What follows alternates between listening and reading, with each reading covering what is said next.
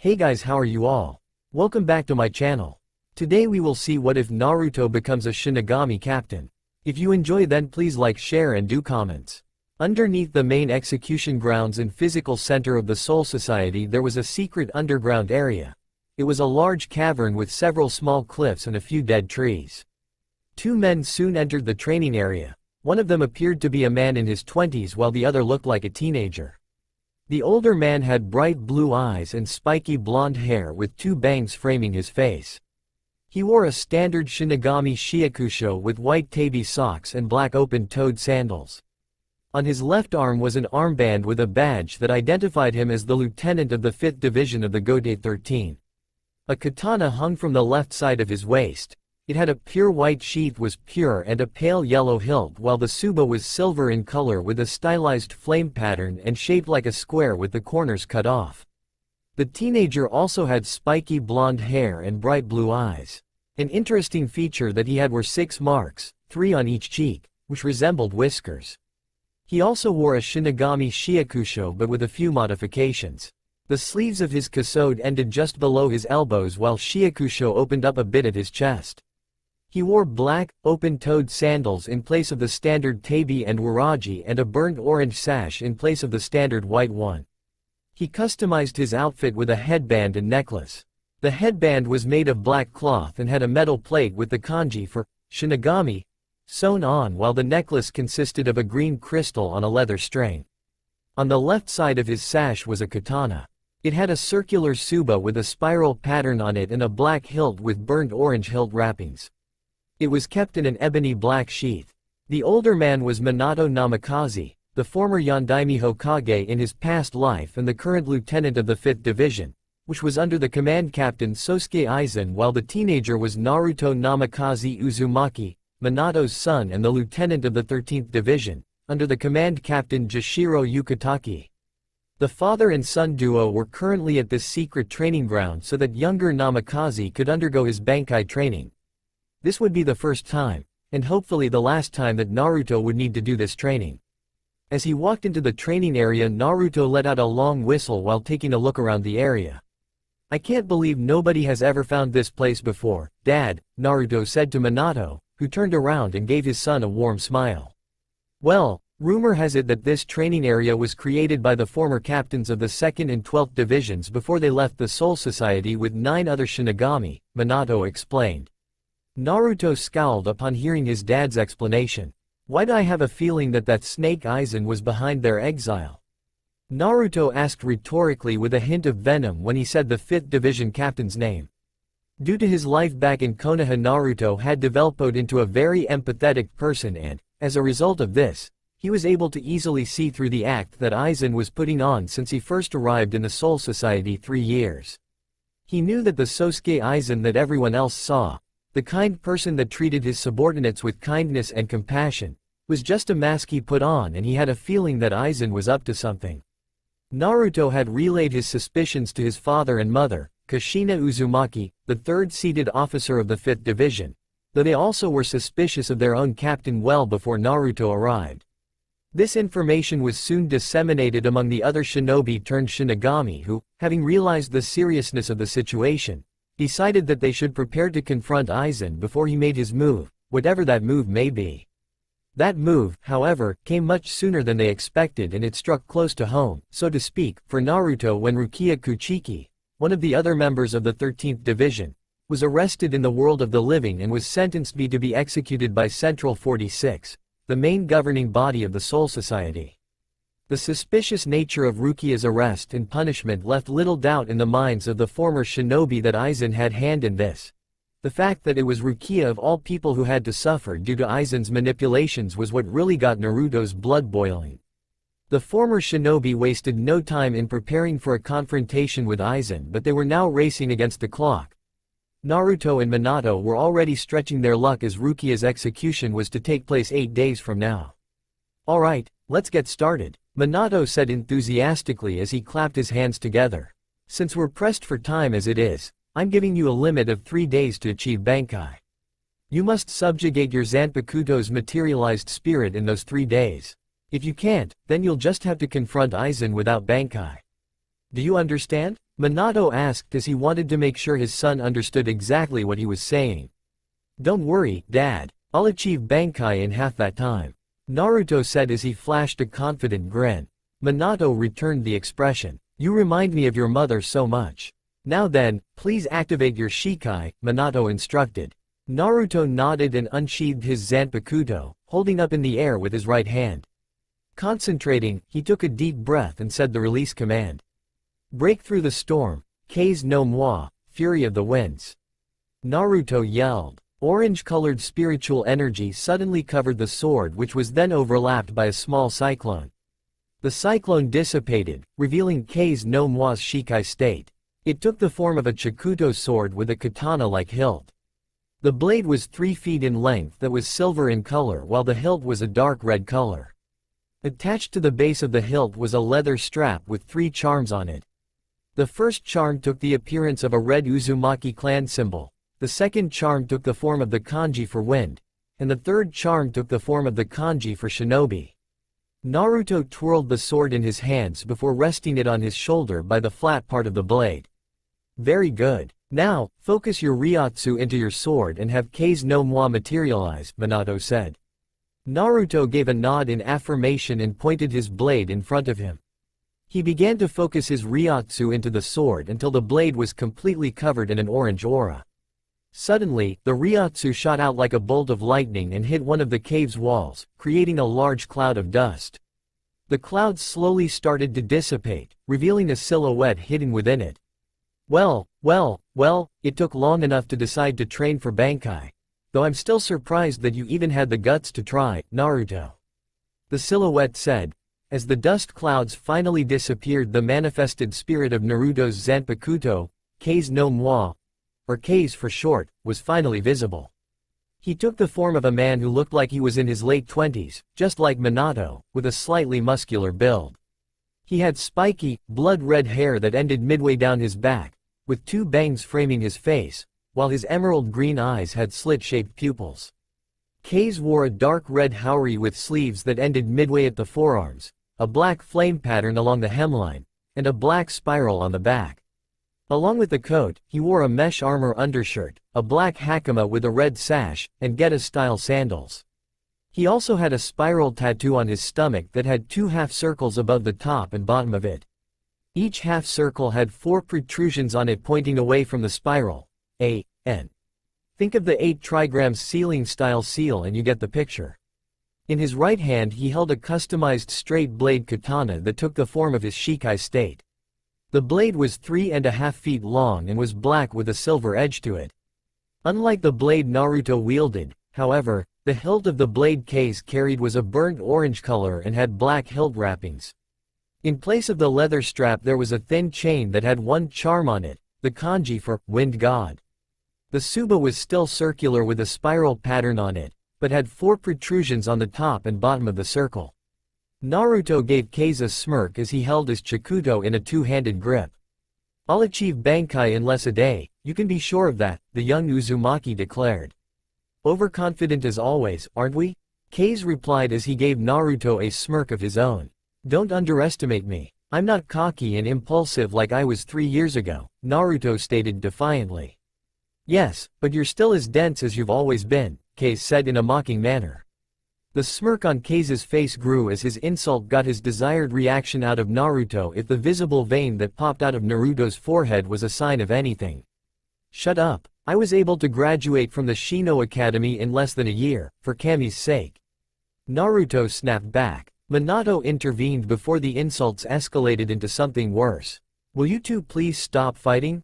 The former Hokage kindly asked with no visible sign of irritation in his voice. He knew he had to stop the fight between his son and the materialized spirit of his son's Zanpakuto before things got really ugly really.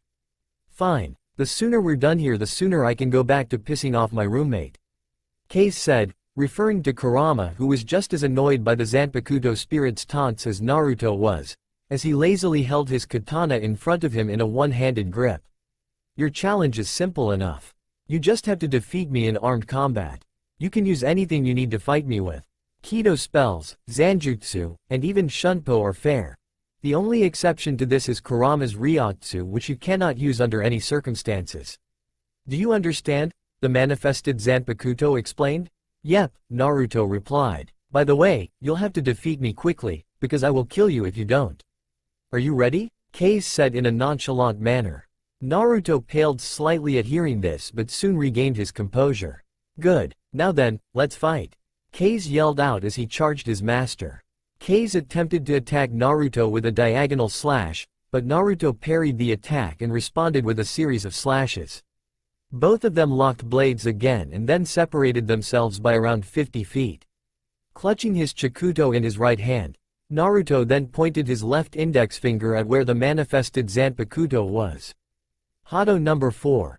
Byakurai, pale lightning, he said as he generated a concentrated lightning bolt at the tip of his finger which he then fired at Kase. The materialized Zanpakuto easily got out of the way of the Kido spell. Naruto then flash-stepped in front of Kase with his Zanpakuto raised in the air with both hands grasping it.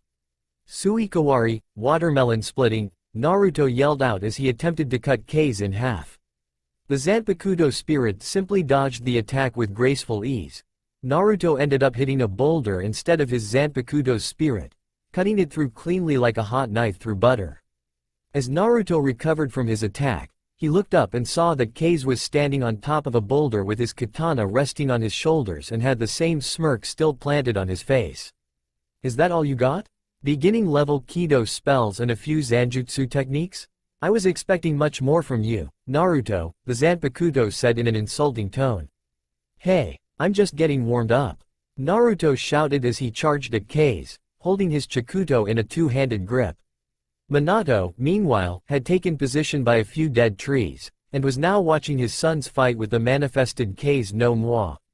This should certainly be interesting, Minato thought to himself as he watched Naruto parry another one of the Zanpakuto spirit's attacks. 11 hours later, only half a day had passed NTO Naruto's 3-day Bankai training period and he was already forced onto the defensive. The young Uzumaki has a hard blocking Kase's fierce and precise attacks.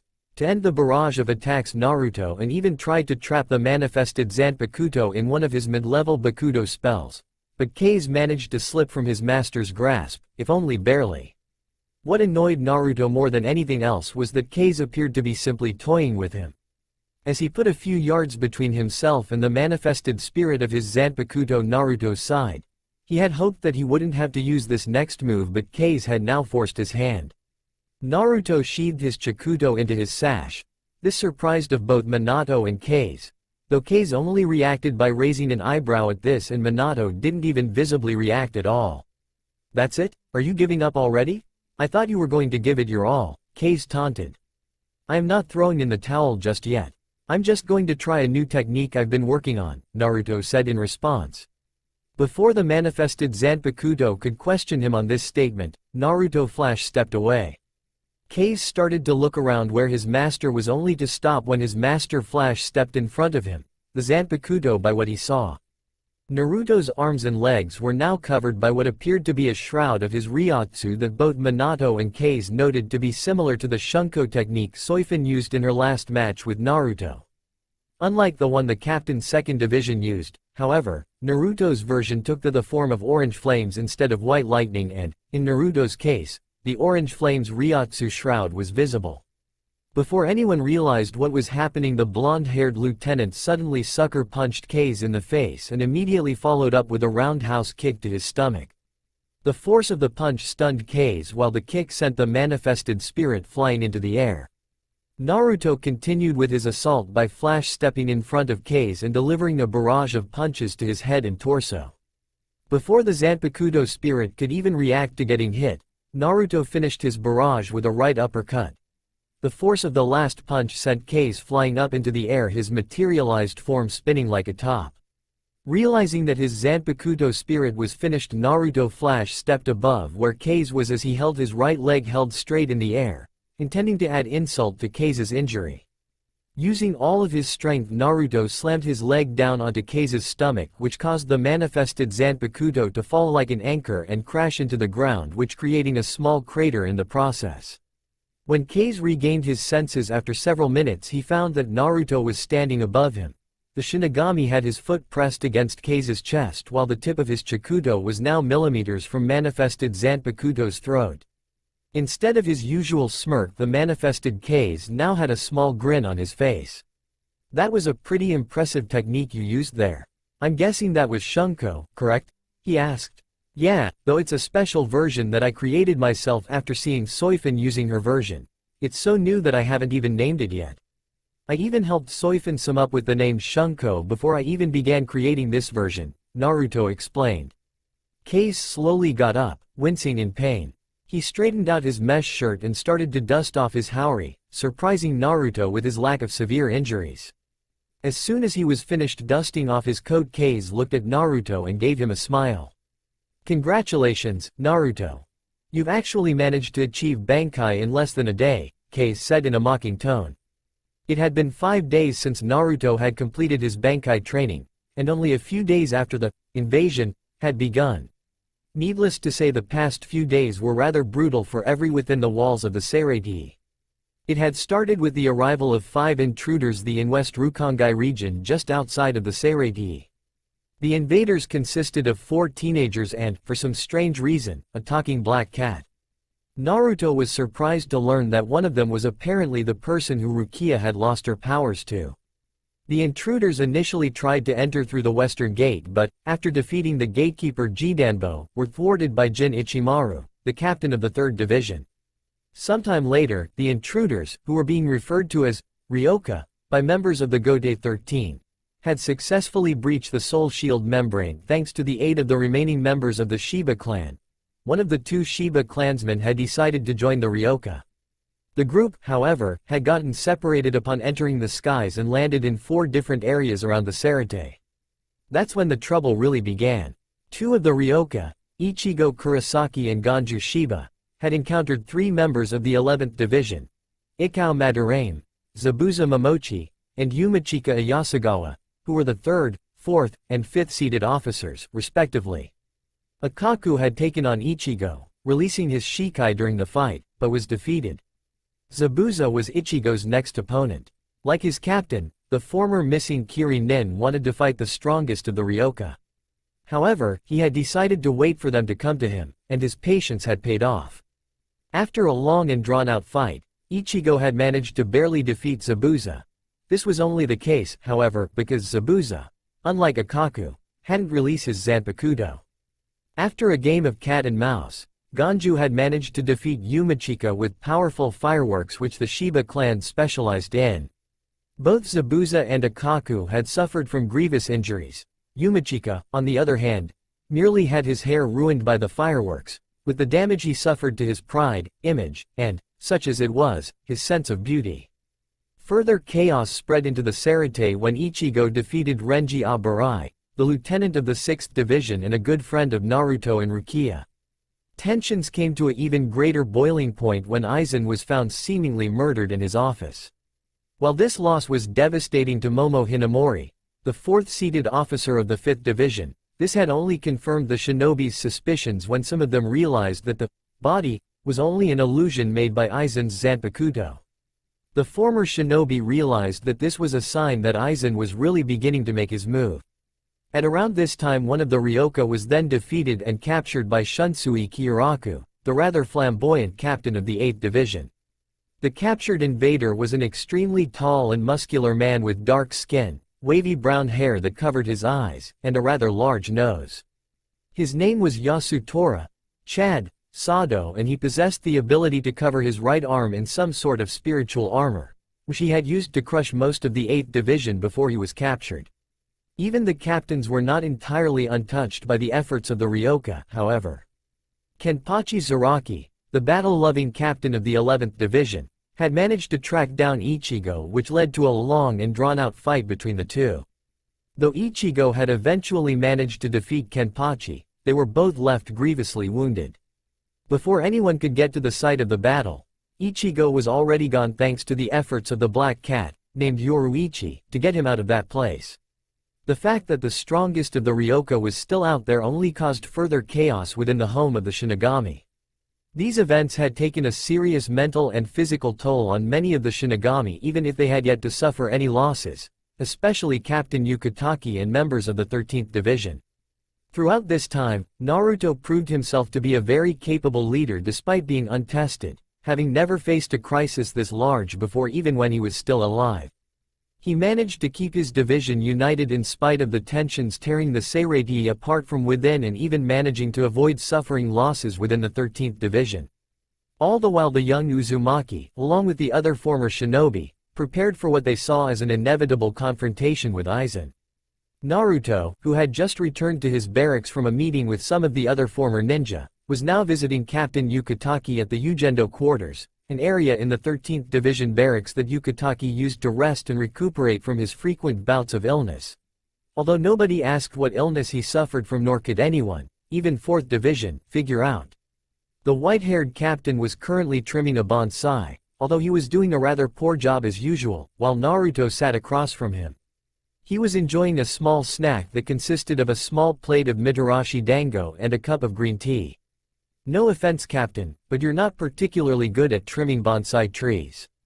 Naruto chided as he bit off 2 of the dango and chewed it. Yukitake momentarily stopped trimming the small tree and looked up at his lieutenant. "I am aware of that, Naruto-san. I trim these bonsai for the simple enjoyment of it," Yukitake said as he went back to his trimming. Naruto merely sighed as he took a sip of his green tea. "Anyways, I'm really disappointed that I haven't run into any of the Ryoka yet. I really want to fight one of them," Naruto said, to which Yukitake gave him a slight smile. "I think Captain Zaraki's love for battle has begun to rub off on you," Yukitake said jokingly. Naruto frowned in annoyance at this comment. He had gained a reputation among the Gotei 13 as being one of its most powerful members for being able to take on and defeat Kenpachi in a fight. The battle-loving captain wanted to fight the blonde-haired lieutenant because of the immense ryotsu Naruto possessed. Naruto, around a year after becoming a lieutenant, eventually relented and defeated Kenpachi in a sword fight that lasted only half an hour. Kenpachi now considered Naruto as an equal and an honorary member of the 11th Division for defeating him. He would occasionally challenge Naruto to a fight, and Naruto would comply, if only to get Kenpachi off his back for some time. "At least I'm not stupid enough to go chasing after them and get lost," Naruto said snidely, referring to the fact that Kenpachi had run around for almost a day until he found Ichigo. He was about to finish off his snack when he and Yukitake felt a sudden surge in ryotsu. Naruto dropped the stick of dango he held in his hand and looked at Yukitake. "Did you feel that, Captain?" the young lieutenant asked. "Yes, and I believe it's coming from the Senzaiku," Yukitake replied. Naruto turned to face the tower as he asked his captain another question. "Should we check it out?" "Yes, we definitely should, Naruto-san," Yukitake replied. The captain and his lieutenant Flash stepped towards the Senzaiku. They intended to find out who or what was emitting the surge they felt. Senzaiku, Seireitei, Soul Society. A few minutes later, when Naruto and Yukitake finally reached the Senzaiku, a very unpleasant sight met them. A large man was sprawled out on the bridge, his body covered in several lacerations. A few feet away from the man was the captain of the 6th Division, Byakuya Kuchiki. He was recognizable with his slate-gray eyes, long black hair, which held 3 white hairpieces, a pure white scarf wrapped around his neck, and the emotionless express he carried on his face. Near the entrance of the Shishinro was Rukia Kuchiki, a short, petite woman with violet eyes and short black hair. Behind her was a wimpy-looking person that Naruto recognized as Hanataro Yamada, the 7th-seated officer of the 4th Division and a guy he often protected from bullying members of the 11th Division. What shocked both Naruto and Yukitake was that Byakuya had released his Zanpakuto, Senbon Sakura, 1000 cherry blossoms. He held the hilt of his sword in his right hand, and what appeared to be 1,000 cherry blossom petals scattered in the air surrounding him. Before Byakuya could direct his attack to where Rukia and Hanataro stood, Yukitake rushed forward and firmly grasped Byakuya's right arm. He then let out a sigh of relief. "Phew, close one. Pretty dangerous. Why don't we leave it at that, Captain Kuchiki?" Yukitake suggested. "Captain Yukitake, Naruto," Rukia said as she stood there in complete shock. Yukitake and Naruto then decided to acknowledge Rukia, both in a friendly manner. "Hey there, Rukia, it's good to see you. Are you alright?" Yukitake asked. "Hello, Rukia-chan, Naruto said in warm tone similar to Yukitaki's. Byakuya turned his attention away from his sister-in-law, adopted sister and focused his attention to the 13th Division Captain and Lieutenant. Captain Yukitaki and Lieutenant Uzumaki. What are you two doing here? The man asked with his usual indifference. Well, I could ask you the same thing. After all, releasing a Zanpakuto in a place like this is a first-class offense, even if it is to repel Ryoka. What were you thinking, Kuchiki? Yukitaki questioned. The wartime exemption allows the unrestricted use of a Shinigami's Zanpakuto. Byakuya replied in his stoic manner. This took Yukitaki a bit by surprise. War exemption? Has the Ryoka infiltration gotten that bad? Was it a Ryoka that killed Aizen? If it's gotten that bad, then why the hell haven't I encountered one of them? More importantly, Byakuya, since when does that give you the right to attack a member of our division? Especially when she's your sister, damn it. Naruto shouted out in an irritated tone. Before anyone could reply to Naruto's complaint, another surge in Ryotsu was felt. This took everyone on the bridge by surprise, as the Ryotsu was extremely large. Yukitaki then decided to voice everyone's concern. What spiritual pressure is this? Clearly, it's at the level of a captain, and it feels quite similar to Naruto-san's. But, I don't recognize it at all, Yukitaki exclaimed, taking the words that were about to come out of Naruto's mouth. Suddenly, a blur shot up from under the bridge and straight into the sky.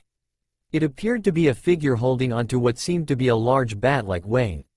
Everyone on the bridge was startled, except for Byakuya, who kept his stoic expression. The figure descended from the sky and landed right in front of Rukia. The figure was revealed as a teenage boy who appeared to be around Naruto's age. He was fairly tall, being a few inches taller than Naruto, with a lean build. He possessed spiky orange hair, brown eyes, and peach skin. His face seemed to be set in a near-permanent scowl. He was wearing a standard Shinigami Shiakusho with a red rosary-like strap across his chest. His kasazda was open, revealing a heavily bandaged torso with a bit of blood seeping from it. On his back was a very large sword with the blade wrapped in cloth. It was shaped like an oversized kitchen knife. The sword possessed no hilt or tsuba, and had a cloth-wrapped tang. The boy was holding onto what appeared to be a bone-like wand with a bird's skull at one end. A tentacle-like appendage extended from one end of the wand and was wrapped around the boy's arm, while a bat-like wing protruded from the skull at the other end. The bat wing suddenly retracted into the bird's skull and the tentacle went limp around the boy's arm. Rukia was shocked at the revelation of the teenager, and could only utter one word. Ichigo? Rukia said in shock. The now-named Ichigo promptly ignored Rukia and walked over to Hanataro and asked if he was okay. When he confirmed that he was, Ichigo then walked over to Rukia and faced her. Rukia, I've come here to rescue you, he stated bluntly. Rather than being relieved or thankful, Rukia looked extremely hurt, with tears beginning to form in her eyes. Ichigo was just confused by this. What kind of look is that? I've come here to save you. You could at least try to act like you're happy, Ichigo said in an almost annoyed manner. Rukia continued to stare at him with tear-filled eyes, before finally speaking a hurt-filled, tearful voice. You fool, Ichigo, I told you to never to come after me. I told you I'd never forgive you if you did. Now you're all cut up, and there is worse yet to come. She claimed. This took everyone, minus Byakuya, by surprise, especially Naruto. Ichigo then looked over to where Ganju's wounded body was and was surprised to see that Naruto was already at his side, applying his healing Kido to some of Ganju's more serious wounds. Ichigo then turned, facing the direction of the two captains. That may be so. You can yell about me coming here some other time. Right now, I have to defeat him, Ichigo said as he focused his attention on Byakuya, who looked at the orange-haired Shinigami with an indifferent and uninterested look. Ichigo? Rukia said with a hint of concern in her voice. What? Don't tell me you think I'd actually give up after coming all this way. Ichigo said. It's just, Rukia began to say before Ichigo cut her off. Because I won't. Don't even ask me. I came here to save you and that's what I'm gonna do. Oh, and from now on, I'm ignoring all of your opinions. You're coming with me whenever you want to or not, damn it, he said before he then pointed an accusing finger at Rukia. You got that? Huh? I'm the rescuer here and you just shut up. Rukia's hurtful look was now gone and now was replaced by a look that was somewhere between shocked and dumbfounded. Her jaw was dropped and her eyes were now open in a comedic fashion. Naruto realized what was about to happen as Rukia finally said something. What you'd say? Who do you think you are, ordering me around like that? The rescuer isn't supposed to ignore the rescuee. Yeah? And what kind of rescuee complains about the rescue? Why don't you go sit down and tremble in fear while shouting, "Save me! Save me," like you're supposed to? I don't need to be saved. And I do not tremble. Ichigo responded to Rukia's outrage by making a childish face at her.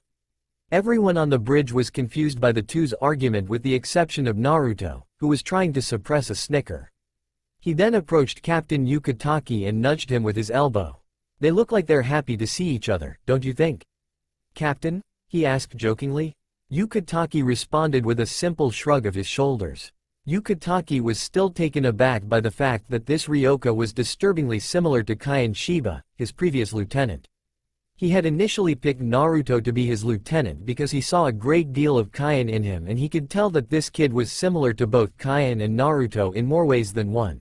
The agreeing look in Naruto's eyes only confirmed that he was thinking along similar lines as the 13th Division captain questioned Byakuya. Byakuya, what do you know of this man? He asked the 6th Division captain. Byakuya then turned to face Yukitake with the same look of disinterest on his face. I know enough. He has no relation to the man who you are thinking about. This one here is nothing. Nothing but a Ryoka that I shall destroy. This will end and his trifling invasion will be over, Byakuya said before he heard Naruto scoff at his claim. If this Ichigo guy was nothing, then he wouldn't have captain-level Ryotsu. Nor would he be able to break through the soul shield membrane, kick the asses of your lieutenant and 2 seated officers of the 11th Division, or be able to take on Kenpachi-san, who has monstrous Ryotsu, and if he was nothing, how come he's still alive after you claimed that you killed him? Naruto pointed out in a matter-of-fact manner. Byakuya turned and faced the blonde-haired Shinigami. He was annoyed by Naruto's retort, despite being fully aware of just how accurate the lieutenant's claims were, but still kept up his emotionless expression. What are you saying, Lieutenant Uzumaki? Byakuya asked. What I'm saying is that you shouldn't underestimate your opponents. This Ichigo guy has gotten a hell of a lot stronger since the last time you saw him. And it looks like he's extremely determined to rescue Rukia, Naruto pointed out. Byakuya chose to ignore Naruto's comment and proceeded to walk towards Ichigo, who was doing the same. Ichigo had his right hand gripped on the giant sword's impromptu hilt. Look at you, taking everything so slow and casual. All that time Rukia and I were talking, you could have been attacking, but you just stood there, Ichigo retorted. Who do you think you're talking to? Do you suppose I need an opening to come after the likes of you? You should know better than to talk so big, boy, Byakuya replied rather coldly. Good Kami, this Byakuya guy is arrogant. Kurama observed, finally deciding to comment on the events unfolding before his host's eyes. And the last horse finally crosses the line, so when did you figure that out? Kei's no moi said in a mocking tone. What did you say? Kurama asked in an irritated tone. Will the two of you shut the hell up? Naruto screamed mentally at his 2 tenants. Fine, but I have a feeling that Byakuya is about to get a rude awakening, in any case. Byakuya then released his Ryotsu in an attempt to intimidate Ichigo. Rukia and Hanataro, who had considerably smaller levels of Ryotsu when compared to Byakuya, were severely weakened by it. Ichigo, on the other hand, was completely unaffected by it, and drew his sword out confidently. This surprised Byakuya, though his face didn't show it. You must have improved a great deal indeed to be unaffected by my Ryotsu. I don't know how you've managed to regain the powers of a Shinigami, but I can tell you that you should have stayed peacefully in the world of the living. Instead, you made the mistake of coming here to throw away the life I mercifully spared, Byakuya said. I'm not going to be throwing it away. I'm going to beat you and leave, Ichigo said, his resolve unwavering. I thought I warned you about talking so big, Byakuya said as he suddenly flash-stepped away. Byakuya appeared behind Ichigo, preparing to stab him in the back. Ichigo was able to block this move with the large blade of his sword, however, much to Byakuya's surprise. I saw your every step, Byakuya Kuchiki, Ichigo said in a rather smug tone. Ichigo then parried the attack and slashed at Byakuya, who promptly blocked it. Both blades separated and the two then created some distance between them. Ichigo now gripped his sword with both hands. Well, what do you think, Kuchiki? Your movement is now visible to me, Ichigo boasted. Don't confuse skill with a little luck, you damned fool, Byakuya replied, unimpressed with the young Kurosaki's improvements. Naruto pinched the bridge of his nose in response to Byakuya's comment. From what Naruto observed, Ichigo was capable of being a captain in the Gode 13 just from the levels of his Ryotsu. And he was able to stand his ground against one of the toughest fighters that the Soul Society had to offer, A.N. For those who don't know, I'm referring to Kenpachi. In his mind, Naruto thought that Ichigo stood on equal footing with the 6th Division captain. Byakuya was just too prideful to acknowledge this. Ichigo charged at Byakuya again, who then flash-stepped out of the way. He attempted to attack Ichigo from behind again, but once again, Ichigo blocked this. The two continued to fight in a series of attacks, parries, and counter-attacks, while everyone else on the bridge watched in amazement. Naruto was particularly impressed by Ichigo's skill and fighting style. Now that I've seen him in action, I have to admit that Ichigo is pretty good. He still has a long way to go, though. Naruto thought to himself as both Ichigo and Byakuya traded blows and landed facing each other a few feet away. Byakuya then held his Zanpakuto in front of him. Very well. It is obvious that you have improved even more than I thought possible. Before you become too full of yourself, I shall show you the difference between us. The gap in power that you could never fill, not even if you had 1,000 years of training, Byakuya said. Before he could do anything else, however, a massive amount of Ryotsu was unleashed just as a loud voice was heard. For Kami's sake, I've had it up to here with your arrogance, Byakuya. I told you not to underestimate him, but you didn't listen. Ichigo, kick this stuck-up bastard's ass. I'll even cheer you on. Ichigo and Byakuya both turned to the source of the outburst. Naruto was now panting from releasing his pent-up irritation at the 6th Division captain, though he looked as though he still had flames of death in his eyes. Byakuya had a look on his face that could best be described as annoyed with a hint of anger. Ichigo, on the other hand, was dumbfounded and taken back by the blonde lieutenant's outburst. Have we met before? Ichigo asked, to which Naruto sighed. No, we haven't, Naruto replied. Before Naruto and Ichigo could continue their conversation, or even give proper introductions, a long strip of white cloth wrapped around the blade of Senbon Sakura. A figure landed near Byakuya, holding the strip in her hand. It was a dark-skinned woman with a slender figure, golden eyes, and long purple hair kept up in a ponytail. She wore an orange overshirt with 2 white straps on each shoulder, a black undershirt, black stretch pants, brown shoes, and a beige sash around her waist. Everyone was surprised by the arrival of this person, especially Byakuya. Naruto now had a comically shocked expression on his face with his jaw hanging open. It's been a long time, hasn't it? Byakuya? The woman asked. Who the hell are you?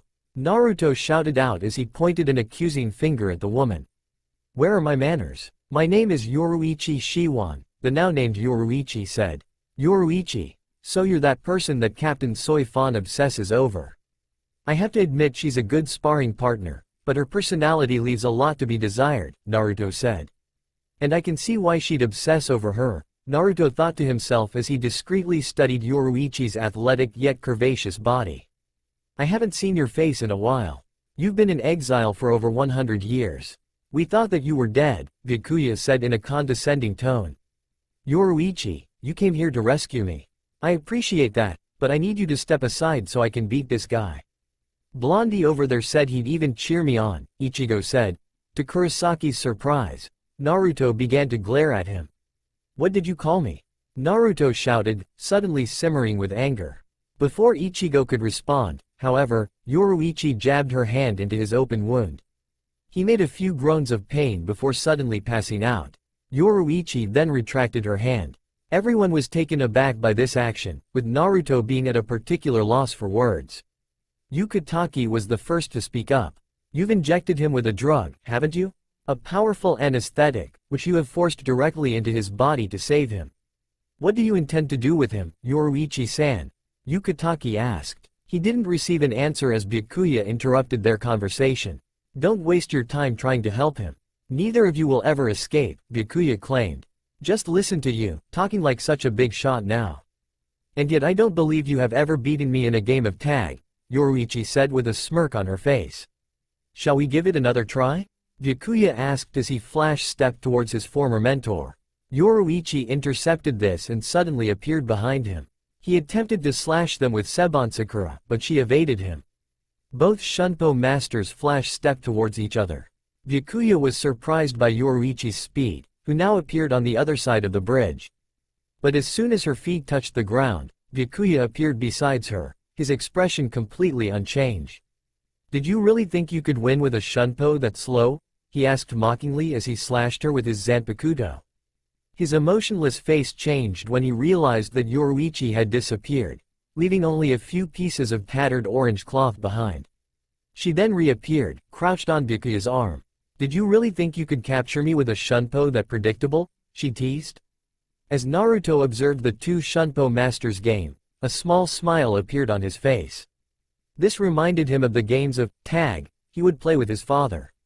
Minato possessed a mastery of Shunpo that was easily on par with Yoruichi's, while he had a mastery of Shunpo that, according to many of the Shinigami, rivaled Byakuya's, and he could tell how this was going to end. Naruto's guess was proven right when Yoruichi stepped off of Byakuya's arm and reappeared on top of the tower. 3 days. I shall make this boy stronger than you in 3 days. Until then, consider the fight between you two postponed. Feel free to give chase, but remember this. Yoruichi Shiwan isn't about to be caught by the likes of you, Yoruichi claimed. She then stepped away from the Senzaikyu, leaving several afterimages behind her, making any pursuit of her and the unconscious Kurosaki impossible. Naruto was left pondering on Yoruichi's statement. For Rukia-chan's sake, I hope you do make Ichigo stronger, especially since I have to deal with Aizen as well, he thought to himself. As Naruto called over the 2/3 seated officers of his division to deal with the man he had healed as well as Rukia and Hanataro, the young Uzumaki realized that Ichigo may prove to be a valuable ally later on as Aizen's plan continued to be in motion. It had been 3 days since the confrontation between Ichigo and Byakuya in the Senzaikyu. Ichigo had not been seen anywhere during that time, and most of the remaining Ryoka had been captured. What came as a shock to everyone, however, was that it was announced that Rukia's execution had been rescheduled to the following day. The shinobi took this as a sign to move out and confront Aizen. They were now standing outside the headquarters of the Central 46, the main governing of the Soul Society. All of them were dressed in shiakushos. As with Naruto, however, the ones Zabuza and Kushina wore had a few modification. Kushina had a crimson obi sash in place of the standard one. Zabuza's was drastically different and looked similar to Shuhei Hasagi's. The kasode was slightly form-fitting and had its sleeves torn off, giving it the appearance of a sleeveless shirt. He also had on light gray wrist warmers and black sandals. A sapphire blue sash was across his chest, in which he held his Zanpakuto. It took the form of a nodashi with a dark blue hilt and a skull-shaped tsuba. After some time, Zabuza decided to break the silence and ask Naruto what was on everyone's minds. "So Naruto, why are you so damn sure that that bastard Aizen is hiding out in the Seihotokuren of all places?" Naruto closed his eyes as he began to tell his fellow Shinigami his explanation. When you think about it, Zabuza-san, it's actually pretty obvious. The Seihotokuren is off-limits to all Shinigami, despite their rank or their civilian status. The only people allowed in are the members of the Central 46. Aizen probably went here after he pulled off his murder, since this is the last place anyone would look for him. I have to say that I'm rather disappointed. I'd expected better from him, the Uzumaki explained away. That is very perceptive of you, Naruto-kun, Fugaku commented.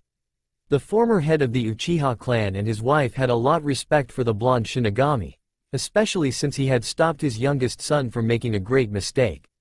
During his time in the Soul Society, Fugaku had come to regret the decisions he had made concerning the coup d'état the Uchiha clan attempted. He was so focused on gaining control of Konoha, and he allowed the mysterious masked man to gain so much influence over him, that he didn't look at the bigger picture until it was too late. At the time, he didn't realize that his coup would have not only destroyed Konoha and engulfed the land of fire and war, but he would have lost several of his fellow clansmen, including the potential loss of his 2 sons. After some in the Soul Society, he had decided to join the Gotei 13 as a way of penance. Minato gave his son a look and immediately knew something was troubling him. On the outside, Naruto appeared to be calm and collected. On the inside however, he was simmering with anger. Minato knew was the cause of Naruto's anger and decided to ask him about it. "Are you still mad about what happened yesterday?" Minato asked. "Dad, mad doesn't describe how angry I am right now. And I intend to take out most of my anger on Aizen," Naruto replied as he tried not to let his anger seep into his voice. What Minato was referring to was the argument he and Yukitake had with Byakuya the previous day. Flashback. 6th Division Barracks, Saratii, Soul Society. One day earlier, Byakuya was currently walking outside the 6th Division Barracks with his usual air of indifference. His thoughts were suddenly interrupted when he heard two different sets of footsteps approaching from behind him. He then heard somebody call out his name. He casually turned around to see both Yukitake and Naruto approaching him. Yukitake had a concerned look on his face while Naruto looked like he was on the verge of a nervous breakdown. "Byakuya, the date of Rukia's execution has been moved," Yukitake yelled. "Yes, it has been moved to tomorrow," Byakuya stated in a calm and collected voice. Yukitake then hesitantly asked his next question. What are you going to about it?" "Why should I do anything about it?" he replied uncaringly. His apathy towards his sister's impending death shocked Yukitake. Naruto, on the other, growled at this and clenched his fist tightly. "Are you fucking serious?" Naruto hissed. "The date has been set. If that is the decision and the order, then there's nothing to do but to let it happen. Do not bother me again with such trivial matters," Byakuya said coldly as he began to walk off. The still shocked Yukitake walked forward and grasped Byakuya's shoulder. "Now wait just a minute. This isn't some stranger we're talking about, this is your own sister. If nobody does anything about it, she's likely to die," Yukitake pleaded. All the stress and excitement proved to be much for the 13th Division captain, as he suddenly stepped back and went into another coughing fit. A visibly concerned Naruto rushed over to his captain's side. He then glared at Byakuya, who gave both of them a distant look. "You should be careful. You'll only shorten your life, Yukitake. You've already lost one of your officers, I don't think losing another would really matter." Naruto felt the rise in his anger when Byakuya had callously mentioned Kaien's death as if it were nothing. The only time he felt this angry before was when Neji had assaulted Hinata both physically and psychologically during the Chunin exam preliminaries. Byakuya then glanced at Yukitake before he said something that, as those who knew Naruto well, was forbidden territory. "In any case, Rukia is a member of my house. Whenever she lives or dies is none of your business," Byakuya said coldly as he began to walk away. Byakuya was forced to stop, however, he felt a hand suddenly grab his shoulder and forced him around. He was now face to face with Naruto, whose teeth were bared and eyes were full of rage. Before Byakuya could react, Naruto grabbed Byakuya by his neck, pushed the captain into wall and then, if his anger wasn't obvious enough, he punched him in the gut, clearly getting the noble's attention. "You arrogant stuck-up piece of shit. Rukia is one of my subordinates. She's like a sister to me, so it's my concern if she lives or dies, you son of a bitch." The Uzumaki roared, shocking Yukitake and Byakuya and scaring everyone else to death. The 6th Division captain's eyes widened due to the amount of anger and malice seething through Naruto's voice. Several unseated officers of the 6th Division all got ready to draw their Zanpakutos, but Byakuya, in either shock or fear, motioned them to stand down. "Listen and listen well, Byakuya. I'm about to tell you an important lesson that I learned from my sensei back in the shinobi world. He may not have taught me much, but I hold this lesson close to my heart," he sighs. "Those who break the rules are scum, but those who abandon their friends are worse than scum. You may be part of the nobility, but the way I see it, you're lower than scum. If you won't do anything to save Rukia's life, then I will," Naruto explained. Naruto then let go of Byakuya and walked away, leaving him to ponder in his thoughts. He helped Yukitake up and together they left the barracks before the Uzumaki decided to try to kill Byakuya. End flashback. Outside the Central 46 compound, Saratii, Soul Society. Current time. Naruto grimaced at the thought of what happened yesterday. He had had his disagreements with the head of the Kuchiki clan before, but as of now he had nothing but hate for him. He broke out of his thoughts and suddenly spoke to his fellow shinobi, Shinigami. "I think we've wasted enough time already. We should get a move on before Aizen figures out that he's been discovered," Naruto warned. They all nodded and all rushed off into the compound, all ready to confront the master of deception. Central 46 Compound, Sarate, Soul Society.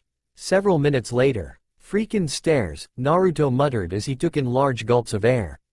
He and the rest of the Shinigami had finally reached the end of the seemingly endless staircase that led deep into the Central 46 compound and were now trying to catch their breath due to the fact that they had been running. When they finally neared the assembly hall where the 40 sages and 6 judges that comprised the Central 46 held their meetings, they surprised it at how quiet it was. As they finally recovered from their panting, Naruto and Minato noticed 2 figures walking out of the assembly hall. They were Retsu Unohana and Izan Katetsu, the captain and lieutenant of the 4th Division. Unohana was a youthful woman with blue eyes and long black hair kept in a large braid in front. She wore a standard shiakusho with a long-sleeved captain's haori. Like Kushina, she wore an obi sash in place of the standard white one. Izan was a young-looking woman with gray eyes and long, messy silver hair with shoulder-length strands on the right side of her face that were stylized as 2 thin braids. She also wore a shiakusho with a lieutenant's badge on her left arm, and she also had on 2 red, dangling earrings. "Captain Unohana, I'm surprised that you're down here," Naruto said as he caught the 4th Division captain's attention. She and Izan turned to where the shinobi were at and she gave the blonde lieutenant a friendly smile. "I could say the same thing to you, Naruto-kun. I was surprised that Lieutenant Yuki didn't show up to the execution with Captain Soifun," Unohana said in her usual polite nature. Haku decided to make his presence known and spoke up. "I told Soifun-sama that I had some business to take care of. She decided on taking Omeda with her instead," Haku explained, cringing at the mention of his subordinate. Like his captain and almost everybody else in the 2nd Division, he loathed Marichio Omeda for many reasons. He was exceedingly arrogant, cowardly, loud, sluggish, vain, elitist, and was condescending to the poorer members of the Gode 13. What annoyed both Haku and Soifun was that he claimed his obesity was a sign of his good living and wealth while in reality, it was a sign of overeating, poor dieting, and receiving little to no exercise. Omeda had served as Soifun's lieutenant for some time until Haku had arrived to the Soul Society and joined the Gode 13. Soifun took an immediate liking to the boy and made him her new lieutenant while she demoted Omeda to the position of 3rd seated officer. This was because Haku was a kind soul and had impressed Soifun with his knowledge of poisons and the use of senbon needles. Not to mention that Haku had a shunpo hat rivaled Soifun's and was much faster than Omeda's. "I heard that carrot-top Ryoka pummeled through that lardass as if he were nothing. I should have been there to see it myself," Zabuza commented. Everyone else ignored the former Kiri-nin's comment, though the rest shinobi silently agreed with him, as Minato approached Unohana. "Unohana-san, we are here because we suspect that Aizen-san is hiding here. My fellow shinobi and I have been suspicious of him ever since we all joined the Gode 13. Naruto here was the one to convince us to take action. I have also been suspicious of Captain Aizen, Minato-san. However, I suspected him of foul play ever since I performed the autopsy on his body." Quick question. Why isn't the Central 46 active? Are they a break or something? Naruto asked. Unohana's expression quickly turned grim as she pointed them to the assembly hall, signaling them to see for themselves. As they approached and entered the assembly hall, they were completely shocked at what they saw. The 40 sages and 6 judges had been slaughtered like cattle, their lifeless and bloodied bodies scattered across the room. This reminded Fugaku and Makoto of the night of their deaths, where Itachi had murdered their fellow clansmen. For Zabuza, it was an all too familiar sight, as he had killed every other student in his academy class to gain his position as a member of the 7 swordsmen of the Hidden Mist. Naruto approached one of the bloodstained desks, and ran his finger over the dried blood. A flake of the blood broke off and he ground it into dust with his index finger and thumb. He then turned and made his assessment to everyone present in the room. "Judging from the dried blood, I say that they've been dead for at least a couple of days," Naruto deduced. "How is that possible? The headquarters has been under lockdown ever since Lieutenant Abarai was defeated," Fugaku questioned as he came out of his shock. Before anybody could answer his question, they all felt a rather large surge in Ryotsu coming from the Saitokurin. The shinobi, Hana, and Izan all rushed from the assembly hall to Sayatokurin and were surprised at what they saw. Standing near one of the towers in the room was Sosuke Aizen and Jin Ichimaru. Aizen possessed the appearance of a scholar with his wavy brown hair and square glasses. He had a warm look on his face, but Naruto could obviously tell that it was a front. He wore a Shinigami Shiakusho with a long-sleeved captain's haori. Jin was anything but normal. He had silver hair with a purple tint. His eyes were narrowed to slits and he had a fox-like grin on his face. He also wore a Shiakusho with a sleeveless captain's haori. Near Aizen was the collapsed form of Toshiro Hitsugaya, the captain of the 10th Division. He was rather short, and could easily be mistaken for a child, with turquoise eyes and short, spiky white hair. It appeared that he had released his Zanpakuto, as the area surrounding him was covered in a layer of ice. However, what really took Naruto by surprise was that Momo Hinamori, who had a stab wound in her stomach, was near the entrance of one of the towers, lying in a small puddle of her own blood. This only increased the considerable amount of anger that Naruto had inside him. He knew that Momo admired Aizen and saw him as a father figure. To see that he had stabbed her and tossed her aside like trash would have left her devastated. Minato then decided to break the silence. "Hello, Aizen-san," he said in his polite manner. Aizen simply smiled at this. "I'm surprised that you're still referred to me with an honorific, especially after I just mortally wounded one of your subordinates. However, I find it insulting that you don't address me as captain. Actually, truth be told, my husband and I never saw you as our captain. We were always suspicious of you," Kushina said as she directed a small amount of killing in Aizen's direction. Hana then took her turn to speak. "Captain Aizen, no, that's wrong. After what I've witnessed, it wouldn't be right to call you captain. You deserve the title of High Trader." "Well, hello, Captain Hana. I have to admit that your arrival is not completely unexpected. I knew you'd figure out that I was staying here. However, the shinobi arriving here was a surprise. It was the only logical explanation. The Sayatokurin was declared completely off limits to everyone. It was the perfect place to carry out the plans you had in mind. You needed to hide away in complete isolation after you staged your own death with that exquisitely deigned corpse doll. And what better place to hide in the Sarate than in the place we'd least expect to find you? At least, that was your plan, wasn't it?" The smirk on Aizen's face grew as he secretly admired Hana's perceptiveness and attention to detail. "Not quite. The majority of what you said is true, but you did make two mistakes. First of all, I have no need to hide from anyone. That's not why I came here for. And secondly, I'll take things from here, Aizen Teme," Naruto said as he interrupted Aizen's grand revelation. The 5th Division captain raised an eyebrow at this, as the blonde Shinigami began his explanation to Hana. "Aizen didn't use a corpse doll, Captain Hana. He simply used the Shikai ability of his Zanpakuto, Kyoka Suigetsu, Mirror Flower, Water Moon. It's a very powerful illusion Kido-type Zanpakuto. Its Shikai ability allows the wielder to control the 5 senses to the point where it makes a target misinterpret someone else's form, shape, mass, feel, smell, and everything else about it to be that of something else. After seeing the Shikai release just once, the person who saw it will be under the illusion as long as they live, or at least until Aizen turns off the hypnosis. It's not that much different from a simple genjutsu," Fugaku added as Aizen took all of this in. On the outside, the trader kept a cool and calm expression. However, he was panicking on the inside. He had kept the Gote 13 under an illusion for over 100 years, and nobody had suspected a thing. However, a teenager with an unhealthy craving for ramen noodles had figured out his Zanpakuto's ability with very little effort, and the boy had been in the Soul Society for only 3 years. Aizen was also angered by that fact that this kid had ruined his grand revelation. "We've also suspected that Jin and Konami have been your co-collaborators. Konami is blind, thus he wouldn't be affected by your hypnosis. As for Jin, I've never fully trusted him," Naruto said as he gave the grinning captain a distrustful look. "You've always been shifty to me, you fox-faced bastard." "Well, aren't you the pot calling the kettle black?"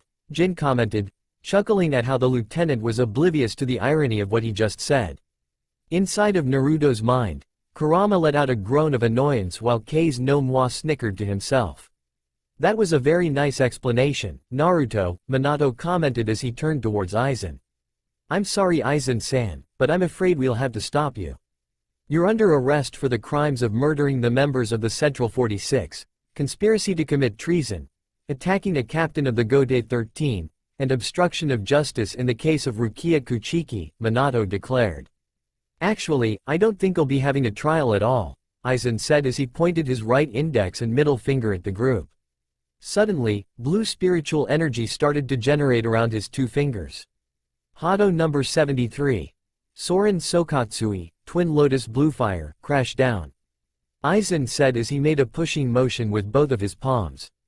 Two torrents of blue energy came at the shinobi. However, Haku had taken the initiative and drew his Zanpakuto out, a tanto with a sky blue hilt and a tsuba shaped like a snowflake. He then said its release command. Freeze, Yuki no Kesho, Snow Crystal. Haku yelled as a white-blue energy enveloped the tanto and expanded. When it ended, it now took on the form of a kodachi with a blade that appeared to be made out of ice. Haku then made a horizontal slash at the air as he called out one of his Zanpakuto's abilities. Icy Shirudo, Ice Shield. Suddenly, a thick layer of frost appeared on the ground in front of them. The frost then shot up and took the form of a large wall of ice. It was sturdy enough to block Aizen's powerful Kido spell. When the spell dispersed, both Izan and Zabuza rushed towards the two traitors with their blades drawn. However, they now saw that Jin was kneeling on the ground, with an extremely long white strip of cloth coming from his sleeve. Said strip was spinning around him and Aizen like a cyclone. Senton Hakuja, thousand coil white snake. Jin said as the strip tightened and the two captains disappeared. Zabuza cursed under his breath and slammed his fist into one of the walls. Unohana approached Toshiro's body and began to examine it. He's still alive, but he is barely hanging on.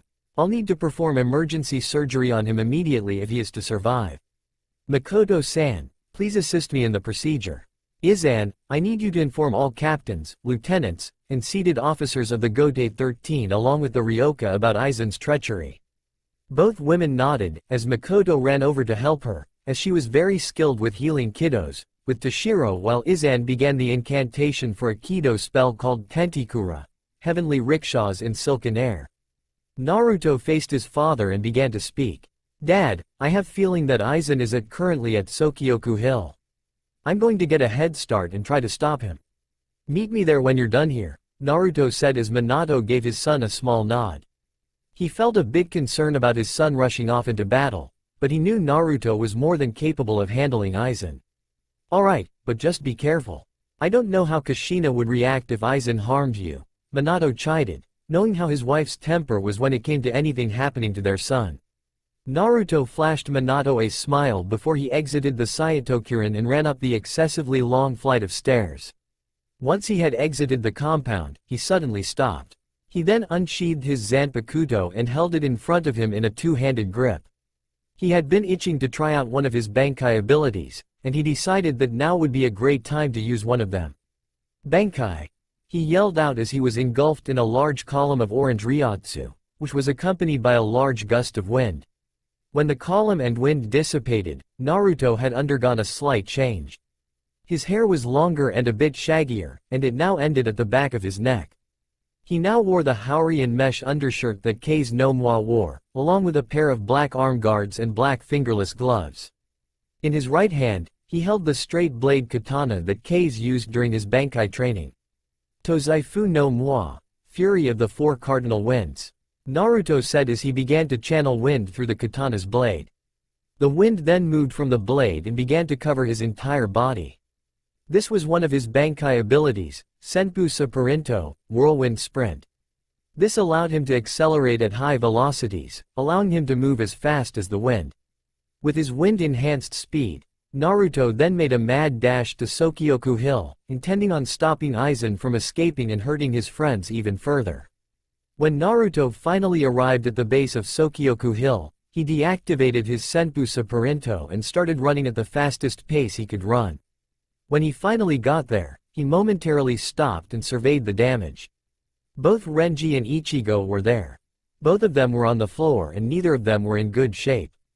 Renji's right arm had several lacerations on it and he had a large gash on his left shoulder. Ichigo had a puncture wound on his right shoulder blade, a vertical cut on each of his shoulders, and he had a large cut on his midriff. Naruto also noticed the change in Ichigo's attire and weapon. A long-sleeved, ankle-length black coat with red lining replaced his shiakusho. It closed up at his chest and the hemline of the coat was ragged. In his right hand was a pure black dado sword. The crossguard had 4 prongs bent out in the shape of a manji and a broken-off chain was attached to the base of the hilt. From both the appearance of his blade, along with attire, Naruto assumed that this was Ichigo's Bankai. What Naruto saw next left him in complete shock. Byakuya, of all people, was kneeling on the ground, breathing heavily. He had a stab wound on his torso, and blood stained his captain's haori. Standing next to him was Rukia, who was visibly concerned about the well-being of her adoptive brother-in-law. It didn't take Naruto even 3 minutes to realize that the Byakuya had taken an attack that was meant for Rukia. Deep down inside, Naruto was relieved that the seemingly cold and aloof 6th Division actually did care for his adopted sister, despite that fact that he didn't do anything to stop Rukia's execution. As Naruto took note of 6 other people on the hill, but whose appearances could not be discerned by Naruto as Tosen and Jin blocked his view of them, he heard Renji speaking to him. "Naruto, what are you doing here?" Renji asked in a strained and weak voice. Naruto turned his attention to Renji, who looked like he was using all of his strength just to ask him this question. "I'm here to stop Aizen and his 2 lackeys, and to thank you for stopping Rukia's execution," Naruto said, only for Renji to shake his head at this. "No, you shouldn't thank me. You should thank Ichigo," Renji panted out before he collapsed from his wounds, but not before silently praying that Naruto would survive his fight with the traitor. The blonde Shinigami now turned his attention to the 3 traitors, and his anger flared when he saw them. Aizen was standing there along with Jin and Kanami Tosen, the now former captain of the 9th Division. Kanami was a man with black skin as well black hair that he had braided as well as tied into a ponytail. He wore a shiakusho with the sleeves rolled up to his shoulders, and it was tied with a purple obi sash. He also had on black, fingerless gloves, an orange scarf, and he had on a visor, which hid his featureless eyes. Naruto then noticed a certain object that Aizen was holding in his hand. It appeared to be a bluish-purple orb with a translucent, lavender-colored shell covering it. Aizen looked over Naruto's new look before finally speaking. "So you have achieved Bankai? If I didn't know any better, it looks like it's just a small upgrade to your Shikai. But I'm not the person who judges people on appearances, Uzumaki-kun." Naruto ignored Aizen's comment and glared at him with eyes filled with anger, hatred, and malevolence. His gaze seemed to pierce through Aizen and, to the surprise of the traitor, it made him feel very uneasy. Naruto finally broke the silence in a hostile voice obviously full of venom. "You threw the Sarate into chaos, set everyone against each other, nearly got Renji and a lot of other people killed, and tried to have Rukia-chan executed, for a fucking marble?" Naruto hissed, to which Aizen responded by letting out a low chuckle as he held up the orb in his hand. "This is not a mere marble, Uzumaki-kun. This is a device known as the Hogyoku. I won't explain how, but it allows those who possess it to dissolve the boundaries between Shinigami and Hollows, allowing one race to gain the powers of the other. With this, I shall raise an army of perfected Arrancar, overthrow the Soul Society, and crush the Seireipii like an ant under a boot," Aizen explained. "I'm not letting you continue any further with your plans, Aizen. I will kill you if I have no, scratch that, I'm going to kill you right here regardless of whether or not I have to do so," Naruto said as he got into a fighting stance, gripping both of his hands on Tozaifu no Moi. "Shall I take care of the little punk, Aizen-sama?" Jin asked as he grasped the hilt of his Zanpakuto. "No Jin, I shall take care of him myself," Aizen said as he stepped forward. Kanami then placed a hand on Aizen's shoulder, which caused the former captain to stop in tracks for the moment. "You should be careful, Aizen-sama. From what I have heard from his father, Fugaku-san, and Yukitaki, this boy is very powerful and skilled. Don't take him lightly," the blind swordsman warned. Aizen, being as full of himself as he was, paid no heed to Tosen's concerns. "There is no need to fret, Kanami. He may have been able to unravel my plan and discover the Shikai ability of my Zanpakuto, but he has no chance of defeating the complete hypnosis. Aizen then continued walking forward until he was a few feet in front of his opponent, his smirk still plastered on his face. Before we fight, Uzumaki-kun, I have something to ask you. How were you able to see through my mask when everyone else in the Seireitei could not? Aizen asked his opponent. Naruto sighed before he gave Aizen his explanation. When I was alive, the people of my village resented me. They gave me hate-filled glares and ugly looks. Parents even told their children to stay away from me and not to play with me. Thus, I would sometimes create a false mask of happiness as a way of dealing with all of the sadness, depression, and loneliness that filled my life, and because of that I'm able to tell when someone else is being sincere or not based on their expressions. That's how I was able to see through your act. I see. In any case, before I beat you and leave you clinging to life, Uzumaki-kun, I shall show my true self, Aizen declared. Aizen then took off his glasses and crushed them in his hand. He then ran his other hand through his hair, revealing a completely new look. He now had menacing eyes and his hair was swept back, with a single strand hanging down his face. Naruto just smirked at this. Ooh, you swept your hair back and removed your glasses to reveal a fucking fashion model. I'm so terrified. I didn't think that it was possible, but you look even smugger than before. He taunted. Aizen's left eyebrow began to twitch, indicating that he was finally losing his patience with the blonde lieutenant. He proceeded to draw out his Zanpakuto and held it in front of him. Shatter, Kyoka Suigetsu, Mirror Flower, Water Moon. With that, Aizen's Shikai was released. While it appeared that Aizen was still standing in front of his opponent, he had actually moved back a few yards. Naruto smirked as he contacted the tailed beast inside of him. Kurama. Hey, Kurama, wake up, he mentally shouted. The giant fox was currently inside of his cage, taking a nap. He groggily opened his eyes when he heard the voice of his container. What do you want? In case you haven't noticed, I'm trying to sleep, he said in an irritated tone. You're always trying to sleep, Kei's no moi said in a deadpanned manner, hoping to get a reaction out of the tailed beast.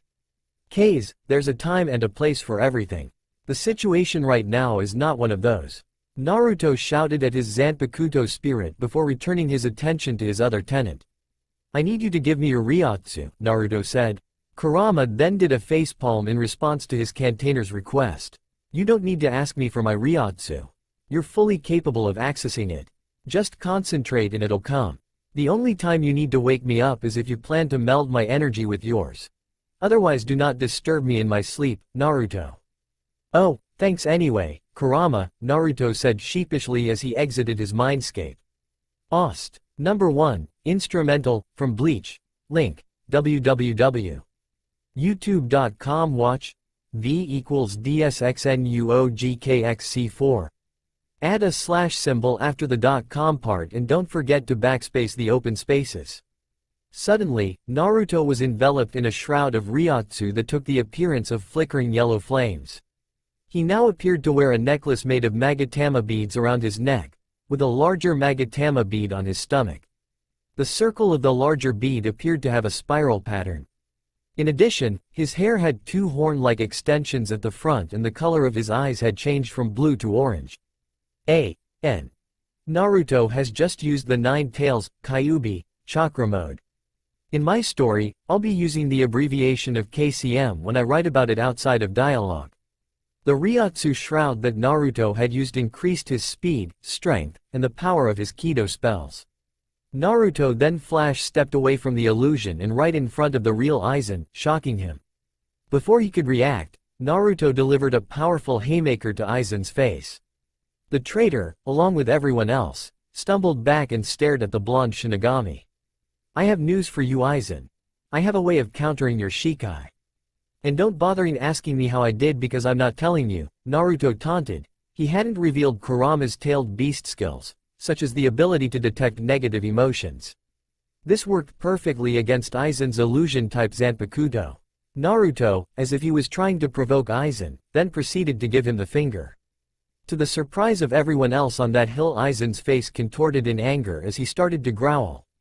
Aizen never showed any outwards expressions of anger before, and yet Naruto succeeded in forcing one out of him in less than a few minutes. Don't get too arrogant, you fool, Aizen shouted as he attempted to slash him with his Zanpakuto. To his surprise, Naruto blocked the attack with 2 fingers. Aizen had ironically blocked one of Ichigo's attacks the same way a few moments earlier. Naruto then pushed the blade away from him and then pointed his left index finger at Aizen. Hado number 1. Show, thrust. Naruto said as his finger generated a force that pushed Aizen back. He then charged forward at him with his straight blade katana in a 2-handed grip. Naruto delivered a vertical strike at Aizen, who barely able to block with his own sword. Naruto delivered an onslaught of sword strikes, which was blocked. However, Naruto was relentless in his barrage and didn't give Aizen time to counter. Naruto then suddenly stopped his assault and jumped a bit into the air.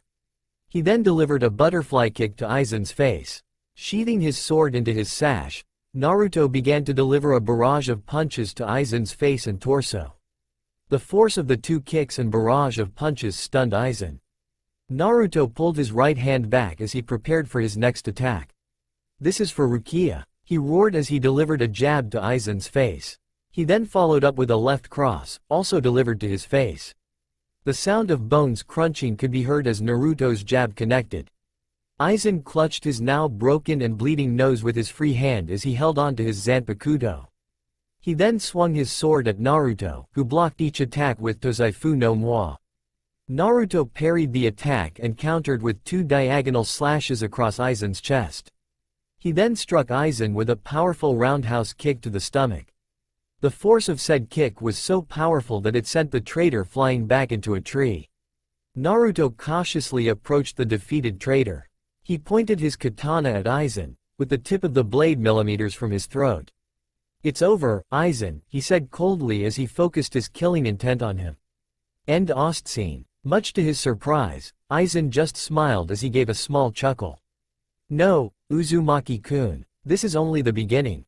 With that, 3 rectangular-shaped black portals opened up in the sky above them. Naruto's eyes widened in shock when he saw what was coming out of the portals. They were Jillian-class hollows, recognizable by their white masks with elongated noses. Several Ijukas and low-level hollows also accompanied them. A golden, square-shaped beam of light suddenly engulfed Aizen, and he slowly began to drift upwards.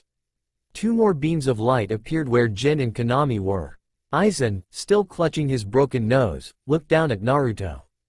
"Until we meet again, Naruto Namikaze Uzumaki." Naruto gave out a low growl, but his attention elsewhere as he now had to deal with a very large swarm of hollows. He was suddenly attacked by a Ijuka's hollow that vaguely resembled a tiger. The hollow tiger tried to slash at Naruto with its claws, but he used his shunpo to get some distance between them. He then held out his palm, aimed at the tiger hollow's head. Hado number 31. Shakuho, red fire cannon. Naruto said as a red orb of energy generated in front of him. He then discharged the orb, which took the form of a small pillar of red energy. The spell took the hollow's head clean off, and its body began to dissipate. However, Naruto had now gained the attention of a Jillian, who started to lumber towards him. Naruto faced the direction of the hollow, holding Tozaifu no Moi with both hands. Orange Ryotsu soon covered the blade, which was subsequently overlapped by a small cyclone. "Case, wind sickle." Naruto yelled out as he slashed at the air. The Ryotsu flied forward, and it soon took the form of a crescent surrounded by a shell of wind. The crescent went straight through the Jillian, cutting it in half. It let out a shriek of pain as its body began to break down. Naruto got into another battle stance when suddenly, something rushed past him. It was Zabuza, who had an eager grin on his face. He held his Zanpakuto in his right hand, despite the large size it possessed. He ran up towards an Ijukas who resembled a frilled lizard, bring his hand back. "Tesho, iron palm," he yelled out as he hit the hollow's mask with an open palm strike. The force of the blow effortlessly shattered the mask, and the hollow soon dissipated. Naruto looked shocked for a bit before he heard a familiar voice behind him. "You seem to be having fun, son." Nato turned and there stood Minato with the rest of the shinobi, with the exception of Makoto. In his hands was the shikai of his Zanpakuto, Hiraishin, Flying Thunder God. It took the form of a pair of tri-pronged kunai. They were 3 times larger than an average kunai. The handles were white while the blades were silver. Minato extended his hand and helped Naruto up. I take it you weren't able to stop Aizen from escaping? No. A few Jillians used negation, counter-membrane, on him, Jin, and Konami. And he left behind an entire swarm of hollows as a parting gift. Don't worry, Naruto. You did your best, and you were able to take away Aizen's pride. Now, let's take care of this mess. With that, Minato Flash stepped in front of a hollow. He then slashed it across the mask diagonally with both kunai. He then Flash stepped to another and did the same. This was Minato's fighting style, relying on his use of Shunpo to quickly attack his enemies. Zabuza now held out his Zanpakuto out in front of him with both hands grasped on it. He then yelled out its release command. Annihilate, Kiriani, Mist Demon. A white-blue light covered the sword as it began expanding until it suddenly stopped. Kiriani's Shikai took the form of a Zanbato that resembled the executioner's blade that Zabuza used in his previous life. The Zanbato had a 4.5-foot blade with a foot-high hilt. The blade was colored dull gray while the hilt was black with dark blue hilt wrappings. Engraved on the blade near the hilt was the kanji for water on either side. Zabuza lifted the giant sword with both hands and rushed out into battle. Kushina and Fugaku also unsheathed their Zanpakutos, but neither released their Shikai. Haku, on the other hand, already had his Shikai released. Naruto got back into his fighting position. He then Flash stepped in front of a mantis-like hollow and cut off its head with one sweep motion. He then built up Ryotsu in his blade and launched another Kazekama. The wave of Ryotsu went flying and cut through 3 Jillians in succession. He then concentrated until 2 arms made of Ryotsu sprouted from his shoulders. The arms proceeded to grab 2 Ijukas and smashed them together. Zabuza was ruthless in battle as he sliced through hollows with his Zanbato. He truly lived up to his moniker of the Demon of the Hidden Mist. Kushina fought off the hollows with a combination of mid to high-level Kido spells and the use of her sealed Zanpakuto. In a matter of minutes, the entire swarm had been neutralized. Naruto approached the ground, breathing heavily as his Ryotsu cloak dissipated. He had purposely landed near Ichigo, who was shocked by what he had seen. Aizen had effortlessly defeated him and Renji without even breaking a sweat, while this blonde Shinigami was able to effortlessly pummel through him, and still have enough energy left to take on an entire swarm of hollows. Naruto looked down at the orange-haired teenager as he gave a weak smile. Hey, Pant. You're Ichigo, right? I am. We met at the Senzaikyu a few days back. I didn't get your name, though. Well, I'm Naruto, Pant, Namikaze Uzumaki, Lieutenant of the Pant 13th Division. I want to thank you for having the gall to break into the Sarate just to save Rukia. With that, Naruto passed out on the ground, completely and utterly exhausted. He had a smile on his face, as he had been able to take Aizen down a peg or two, and had properly met the de facto leader of the Ryoka. Soon, both Minato and Kushina arrived with the officers of the 4th Division to give their son medical attention. Ichigo looked on as Orihime and the rest of his friends got up and rushed to his side. Things had more or less returned to normal in the week after Aizen's defection. Genryusai Shigekuni Yamamoto had taken on the duties of the now inoperative Central 46. Soifun had now reconciled with Yoruichi, her mentor, and had made amends with her. As for the Ryoka, they stayed and hanged out in the Sarate. Minato had gotten to know Yoruichi very well, and admired her mastery of Shunpo. Likewise, Yoruichi was impressed with Minato's advanced skill in Shunpo. Turns out the two were evenly matched in Shunpo, much to Soifun's horror. As for Naruto, he had spent the week recovering in the 4th Division's Sogo Kyugo Sumesho. While he had not suffered any injuries, he had been completely exhausted and needed extensive recuperation. Captain Unohana also wanted to keep him to see if the simultaneous use of his Bankai and Kurama's Ryotsu shroud had any adverse effects on his body. Over the course of the week, he had received many visitors. His parents had visited him, and Kushina had fussed over him, making sure that her son was getting enough sleep and eating right. Captain Yukitaki had paid him a visit, and gave him a large amount of candy as a get well soon gift. Lastly, Kenpachi and his lieutenant, Yachiru Kusajishi, had visited him. Kenpachi made the blonde lieutenant to promise to fight him as soon as he was fully recovered, which Naruto reluctantly did. Yachiru happily ate the candy and told Naruto that she wanted to show him the secret tunnels she had made under Byakushi's, her nickname for Byakuya, house. Naruto was now resting in his hospital room, reading a copy of Seireiki Communication magazine, specifically Yukataki's rejection of the Twin Fish cereal. There was a knock at his door and two people came in. The first was a cute nurse with chestnut brown hair, carrying a tray of food.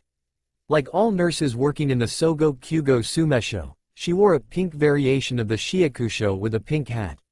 The other person was Captain Hana, who gave the 13th Division Lieutenant a warm smile. "Good day, Naruto-kun. How are you today?" she asked as the nurse set the food in front of Naruto. "I'm doing fine, Captain. A bit bored though," Naruto said as he began to eat his lunch, which consisted of beef curry over white rice. Among the other changes that he had went through, Naruto was no longer a picky eater, and had extended his diet to various other foods. Although ramen remained his favorite food. "I have some news for you, Naruto-kun. I have come up with a diagnosis of your exhaustion." "Really? Then by all means, please continue," Naruto said with a mouthful of food.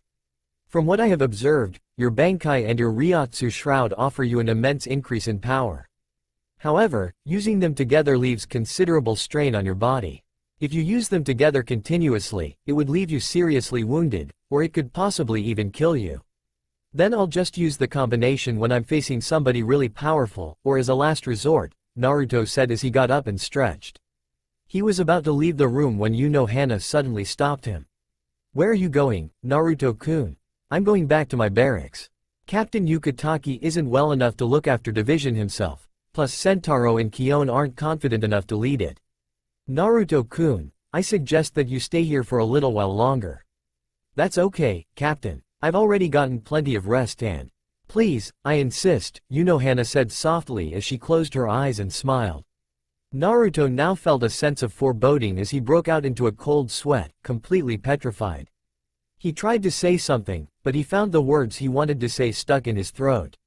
Despite her polite and gentle nature, several members of the Gote 13, most notably the unseated officers of the 11th Division, were scared of Hana and did their best not to get on her bad side.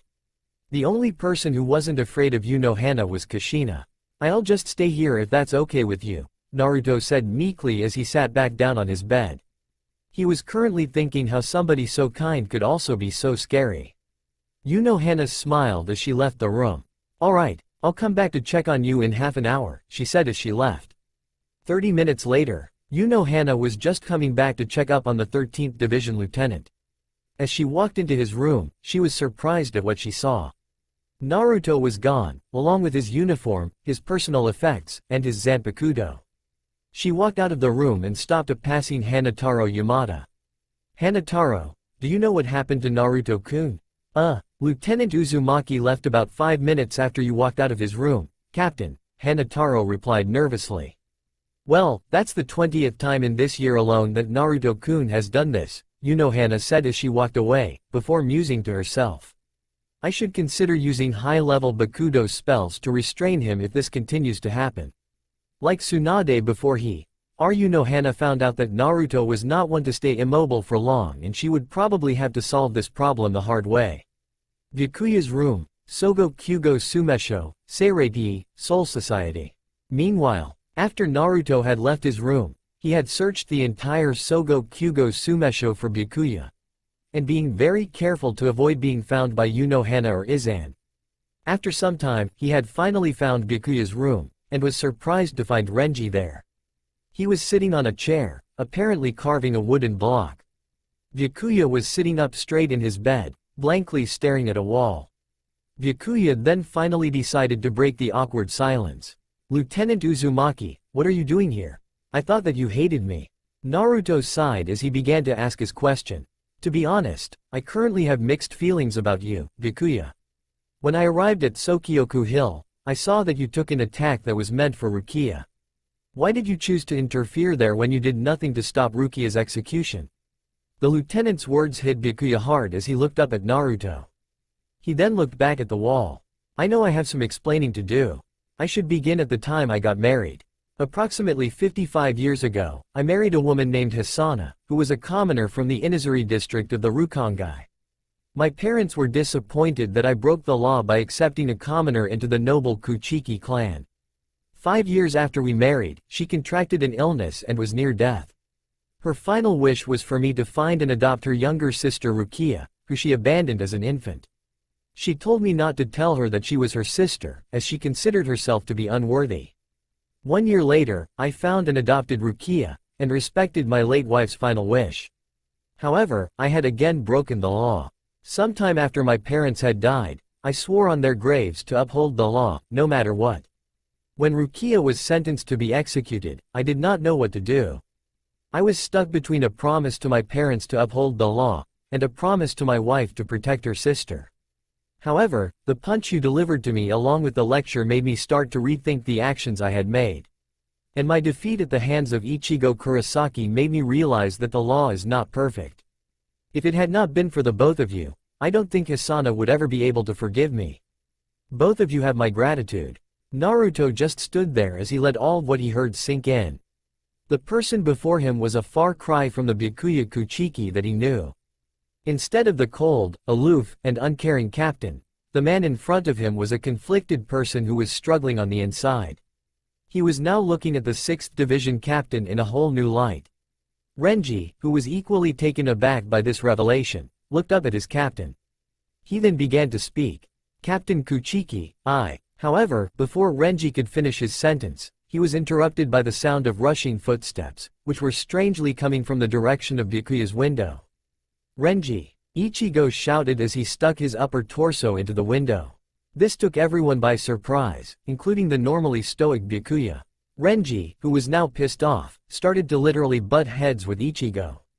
Ichigo, what the hell? How dare interrupt us? I was about to say something really cool to Captain Kuchiki and you had to ruin it. Oh, sorry, Ichigo said as he sheepishly backed down. Hey, do any of you guys know where Rukia went? She isn't in her quarters. What? You better not have lost her again, Renji said sternly as Naruto instinctively grabbed the hilt of his Zanpakuto. No, I just thought you might know, Ichigo said as he raised his arms in defense. Kurosaki-kun, don't you know it's dangerous to climb up to a third-story window? A cheerful voice said as a teenaged girl with burnt orange hair climbed up and perched herself beside Ichigo. This girl was Orihime Inoue, one of the Ryoka, who the rest of the Gote 13 got to know during the week. Everyone in the room was shocked by the fact that Orihime was able to climb to the top with relative ease. Yeah, but how did you get up here? Ichigo asked in utter confusion. He then turned to everyone in Byakuya's room. We'll be going now, he said before he felt a hand on his shoulder. He turned around and saw that Naruto was looking at him. Mind if I tag along? Sure, but why?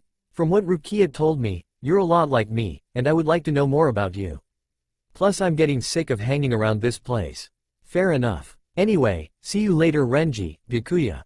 The two Ryoka, now joined by the blonde lieutenant, left the hospital room as Renji looked on. What the hell are they up to? He muttered to himself. He then noticed that Byakuya appeared to be thinking. What's wrong, Captain? Well, it's just that. I certainly hope this Ichigo doesn't intend to keep referring me without an honorific. I find his lack of respect disturbing. He's even ruder than Lieutenant Uzumaki. Shiba clan residence, Rukongai, Soul Society. A few hours later, after some time searching, the three teenagers finally found Rukia near the Shiba clan residence. She was currently wearing a dark purple kimono with a dark yellow obi sash. Rukia was currently talking with Kukaku Shiba, the matriarch of the Shiba clan. Kukaku was a youthful-looking woman with green eyes and messy black hair that parted in half at the small of her back. She wore a white skirt and red robes that showed off her ample bosom. For some reason, she wore bandages over her hair, around her right shoulder, and both ankles. Kukaku was missing her right arm, and wore a prosthetic in its place. Aha, I thought I'd find you here, Ichigo said as he approached Rukia. Rukia then turned around and saw her two friends and superior. Ichigo, Orihime, Naruto, Rukia said surprised. Before Naruto could even say hi to his friend, subordinate, Ichigo bluntly continued on. Sorry to interrupt your little chat, but right now we should probably head back and get some rest for tomorrow. In the morning they're going to open a gate that'll let us return to our world. And you're still not back to full health. Rukia turned back and sighed, as if she was struggling to say something. I have to tell you something, it's only right that you be the first to know. I've decided, Ichigo, to stay here, in the Soul Society. Surprisingly, Ichigo didn't object to this. Instead, a small smile appeared, replacing his usual scowl. Well, that's fine. Good for you. It sounds like you've made up your mind. And there's not much else to say. If you decided that you want to stay, then that's what you should do. Naruto also gave a smile of contentment as he stood next to Orihime. He knew that Rukia and Ichigo had become close friends in the time she had been missing.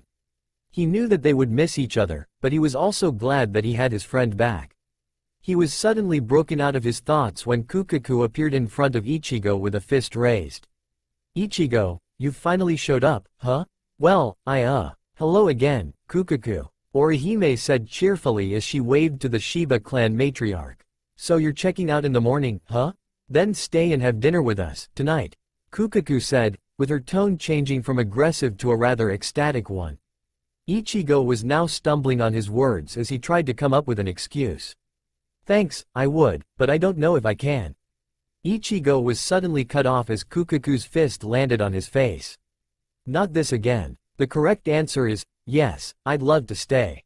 You know, I think dinner tonight would be great, Ichigo said as he grasped his now bleeding nose. Naruto snickered to himself until he found Kukaku right in front of him. So you're the brat that replaced Kaien, huh? She said, looked the blonde Shinigami over. She had to admit that the kid did look a bit like Kaien, except for the blonde hair and whisker marks, and that his facial features were rounder. When she finished inspecting him, she was annoyed to find out that Naruto's attention was currently focused on her breasts, which in his opinion, rivaled both Tsunade's and Rangaku's in size. Kukaku broke him out of his trance by punching him in the face. You little pervert. That's awfully rude, you know. Didn't your mother teach you any manners? I raised myself for the majority of my life, and I met my mother only 3 years ago. Naruto exclaimed as he held his now bleeding nose. In any case, stay and have dinner. From what I've heard from you Kataki, you're a lot like Kaien, Kukaku said as she led the 2 Ryoka and 2 Shinigami inside of her house. A few hours later. And that's the story of my past life and present life so far, Naruto said as he took another bite out of his food. Ichigo and Orihime sat across from him while Rukia sat next to him. Ichigo was at a loss for words at what he heard, while Orihime's eyes were watering. Before Naruto could react, Orihime reached out and hugged the young lieutenant. Naruto blushed a bit, as he never had a girl of his own age give him this kind of contact, unless it involved getting hit by Sakura. Thank you, Orihime-chan, Naruto said awkwardly as he patted the busty teenager on the back. Ichigo broke out of his daze and made his opinion heard. Well, Naruto, I have to say that your childhood, well, it sounds like it sucked. Actually, it could have been much worse. I could have been beaten, be used for target or jutsu practice, or have my food poisoned. But any physical pain that I could have suffered could never compare the loneliness and sadness I faced. I'm surprised that you don't hold any resentment towards your village for the way they treated you, Orihime said as she let Naruto out of her hug. Actually Orihime, for the longest time, I did hate them. I wanted to get revenge on them and have them feel the pain they dealt to me. But that was until I found my precious people. Precious people? They're the people who I've formed bonds with and who I want to protect, like Iruka-sensei, Kasushi-sensei, my teammates on Team 7, and the rest of my graduating class. What surprises me is that you got yourself killed trying to save this Sasuke guy, Ichigo said. From what Naruto had told him, Sasuke sounded a lot like Uryu, except he was arrogant, cold, and obsessive. Ichigo, I gave my life to save Sasuke for 2 reasons. First off, I promised a friend that I would bring him back, and I never go back on my word. Secondly, I considered Sasuke to be a friend despite the way he treated me. I wanted to be his friend because I knew what it was like to be alone. However, I was jealous of his skills and talent, so I decided to become his rival, so I could prove that I could be his equal. But over time, we become like brothers. Even after he left Konoha, I still considered him my friend, and I was hell-bent on stopping him from going to that sick bastard Orochimaru. Ichigo looked back at Naruto a bit stunned. He could see that he and Naruto were similar in a lot of ways. They both were determined to protect the people that were close to them, and both risked life and limb to save a friend. Naruto looked outside of the house's windows and saw that it was pretty late. He then got up and stretched a bit before speaking. I don't mean to be a party pooper, but it's getting kind of late, and we all have a big day tomorrow. I'm going back to my barracks to get some sleep. Naruto then headed towards the exit, but suddenly stopped when he was near the doorframe. He turned towards Kukaku and gave her a small smile. Thank you for the meal, Kukaku. I hope to speak to you again soon. Kukaku, who was currently smoking her kiseru pipe, gave him a nod as a sign of acknowledgement. Naruto then walked out of the house and headed off towards the Sarate. Sokyoku Hill, Sarate, Soul Society. The next day, Naruto, along with many of the Gote 13 captains and the shinobi, had arrived at Sokyoku Hill to see the Ryoka off. Yukitake had explained to the group that the gate they were about to enter was the official Senkaimon, which incorporated a Reishi Henkanki that would convert their spiritual bodies back into human form once they had reached the world of the living. Yukitake also presented Ichigo with a substitute Shinigami badge as a token of gratitude. It would officially identify him as a substitute Shinigami and it would allow his soul to leave his body. After thanking Yukitake, Ichigo walked over to Naruto with a small smirk on his face. Well, looks like this is it for now. Don't worry, I have a feeling that we'll be seeing each other really soon. I hope I get to know more about you, Ichigo. Likewise, Ichigo said as he extended his fist, and Naruto promptly fist bumped it. He then walked towards the Senkaimon with his friends, before turning around and facing Rukia. Well, see you around, Rukia. Yeah, thank you, Ichigo. Ichigo and the rest of the Ryoka walked into the Senkaimon, and they suddenly disappeared in a bright flash of light. Naruto then approached Rukia, who had a sad look in her eyes. You sad that he's finally gone, Rukia-chan? Yes I am, Rukia said as she looked down at the ground. Naruto gave her a warm smile as he patted her on the back.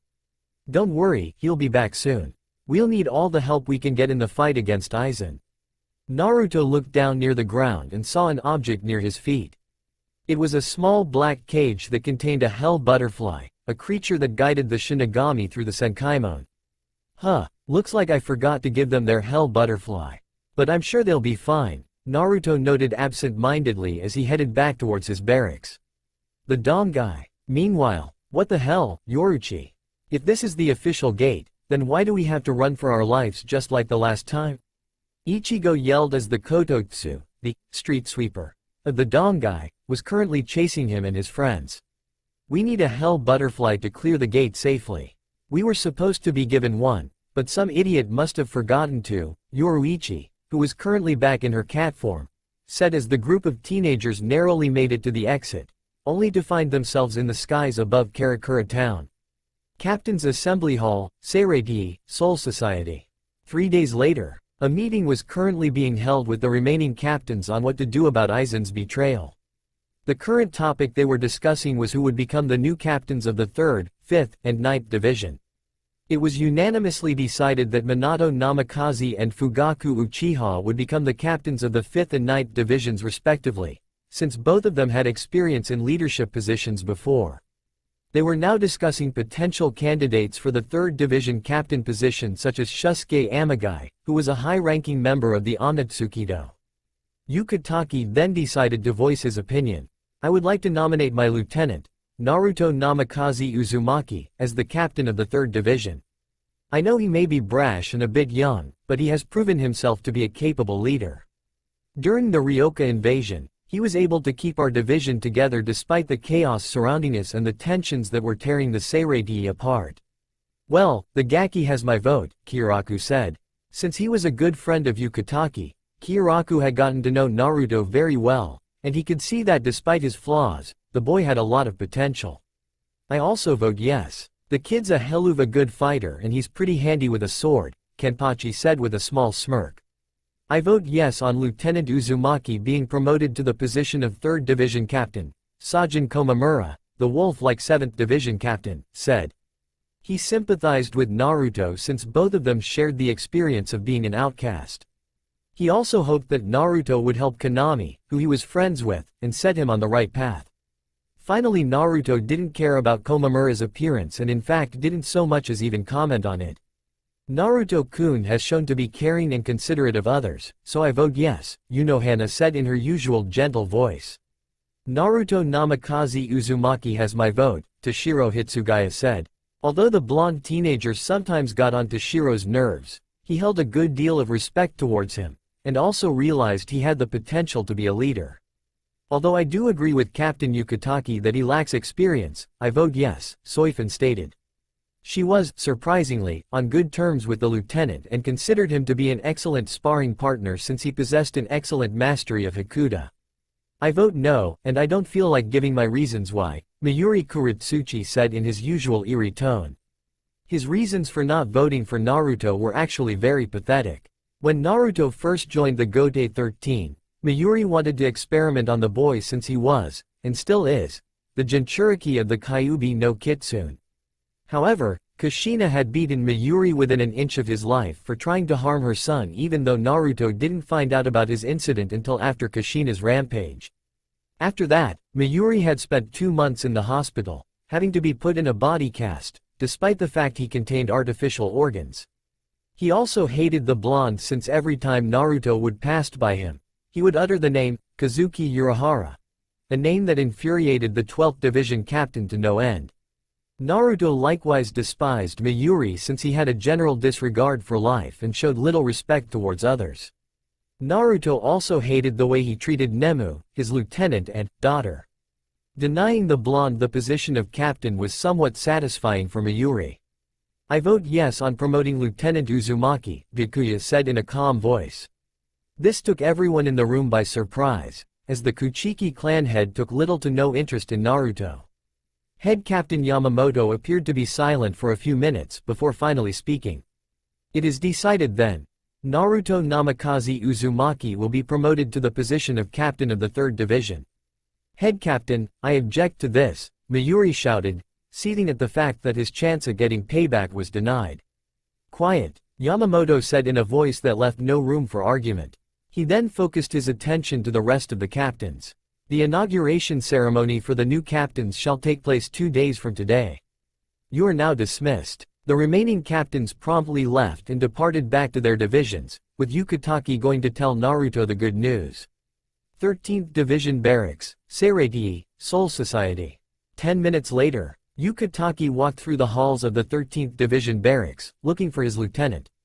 He soon found him in a room with Rukia, Kion, and Sentaro. They were currently having green tea and rice balls. Naruto noticed his captain entering the room and gave him a smile. Hi, Captain, would you like some tea? We just made it. Maybe later, Naruto-san. I have some very important news to tell you. Really? What is it? Naruto said as he took a bite out of a rice ball and began to chew it. I have recently come back from a meeting with the remaining captains, and it has been decided that you will be promoted to the position of captain of the 3rd Division. Naruto's eyes widened in surprise at what Yukitake just said and he immediately began to choke on his rice ball. Rukia dealt several hard blows to Naruto's back until the half-chewed piece of food came out of his mouth and onto the table. He then looked up at his captain with a confused look on his face. Are you serious? I've only been in the Gotei 13 for 3 years and I'm already a captain? Naruto said in a voice that was bordering on being excited and being shocked. It normally took decades for somebody to become captain, let alone a lieutenant. He considered himself lucky to be handpicked by Yukitake when he just graduated from the Shino Academy. Yukitake gave the newly promoted captain a warm smile. I am definitely serious. Many of the captains hold you in high opinion, excluding Mayuri. I can't begin to tell you how proud I am. You are now officially the youngest captain in the history of the Gotei 13. Rukia then did something very unexpected. She first gave Naruto a hug and then pecked him on the cheek. Naruto blushed slightly as Rukia gave him a smile. I'm happy for you, Naruto. When I first met you, I knew you had what it took to become a captain. Thanks, Rukia-chan, Naruto said happily before he was interrupted by the loud, glass-shattering voice of Sentaro. Lieutenant, I mean, Captain Uzumaki. I can't tell you how I'm feeling right now. I'm happy that you're being promoted, but I'm also sad that you won't be with us anymore. I will truly miss you, sir. Hey, that's my line, Sentaro. I spent more time with Captain Uzumaki, so I'm the one that'll miss him the most. Why do you always have to hone in on my actions, Kion? I knew Captain Uzumaki better than you, so I'll miss him even more. Why don't you shut up, you baka? Why don't you make me, you shrimp? Yukitake, Naruto, and Rukia all sweat dropped at the behavior of the two third-seat officers as they continued to bicker. Naruto definitely knew that this was one thing he wouldn't miss about the 13th Division. Naruto, Minato, and Fugaku were standing in front of the remaining captains of the Gode 13. Head Captain Yamamoto had just been presented the three with their new captain's houris. Naruto's hauri was sleeveless while Minato's and Fugaku's had long sleeves. Minato's hauri also had a red flame pattern on the hemline, similar to the hauri he wore when he was the Yondaime Hokage. Yamamoto stepped back and let the captains look at the new Shinigami that would be joining the rank of captain. After some silence, Yamamoto made his announcement. To my fellow captains, I now introduce to you the new captains of the 3rd, 5th, and 9th divisions. Naruto Namikaze Uzumaki, Minato Namikaze, and Fugaku Uchiha. The remaining captains erupted into applause, although Mayuri did his half-heartedly, as he was still annoyed that Naruto got to become a captain. After the applause was finished, both Kyoraku and Toshiro approached Naruto. Well, welcome to the club, kid. Kyoraku said with his usual warm smile on his face. He then extended his hand and rustled Naruto's hair a bit, which was still long and shaggy from the effects of his Bankai. Naruto liked how his hair now looked and decided to keep it long. He now looked his father, except for his whisker marks, and the fact that he was a few inches shorter than him. Toshiro spoke next. I have to congratulate you, Naruto. Not only are you captain, but also you are now currently the youngest captain in the history of the Gode 13. For the longest time, I held that title. I admit I am a bit jealous. Naruto gave the 10th division captain a smile. Thanks Toshiro. Kyoraku immediately froze with a shocked expression on his face. Naruto raised an eyebrow at this. What's wrong, Captain Kyoraku? Well, it's just that nobody has ever referred to Captain Hitsugaya by his first name without him throwing a fit. Actually, Naruto does this all the time. This statement shocked Kyoraku even further as he started to stutter. Toshiro had given up on trying to remind Naruto to call him Captain Hitsugaya, and had tolerated him calling him Toshiro. However, he wasn't this lenient towards everyone else. Kyoraku turned and left while Toshiro gave Naruto a nod as he left too. Having nobody left to talk to, Naruto left the captain's assembly hall to move the rest of his personal belongings into his new barracks. Captain's office, 3rd Division Barracks, Seirei, Soul Society. 2 hours later, Naruto had just finished unpacking his personal belongings and was now just putting the finishing touches to his office's desk. The walls of his office were painted spring green while the floor was made of burgundy hardwood. Besides his desk and chair, there were 2 bookcases near the desk. Naruto had decorated his desk with a small potted fern and 2 framed pictures. The first picture was of him, Yukitake, Rukia, Kion, and Sentaro. The second one was his picture of Team 7, which he had on his person when he died. As Naruto looked over his new office, Izuru Kira, the 3rd Division lieutenant, entered the office. Kira had icy blue eyes and shoulder-length pale blonde hair that was divided into 3 points. 2 were on the back of his head while a third was combed to his left eye. For one reason or another, Kira looked like a male version of Ino to Naruto. Hello, Captain Uzumaki, Kira said as he approached his new captain. Naruto was surprised by the fact that Kira didn't sound gloomy or depressed like he usually did. He sounded slightly upbeat. Please, don't be so formal. Just call me Naruto, the new 3rd Division captain said as he got up and shook Kira's hand. Naruto had known Kira from all of the lieutenants' meetings that they had had together. From what I've heard, you've been depressed about Jin's betrayal. Well, I am a little bit. That was a complete understatement.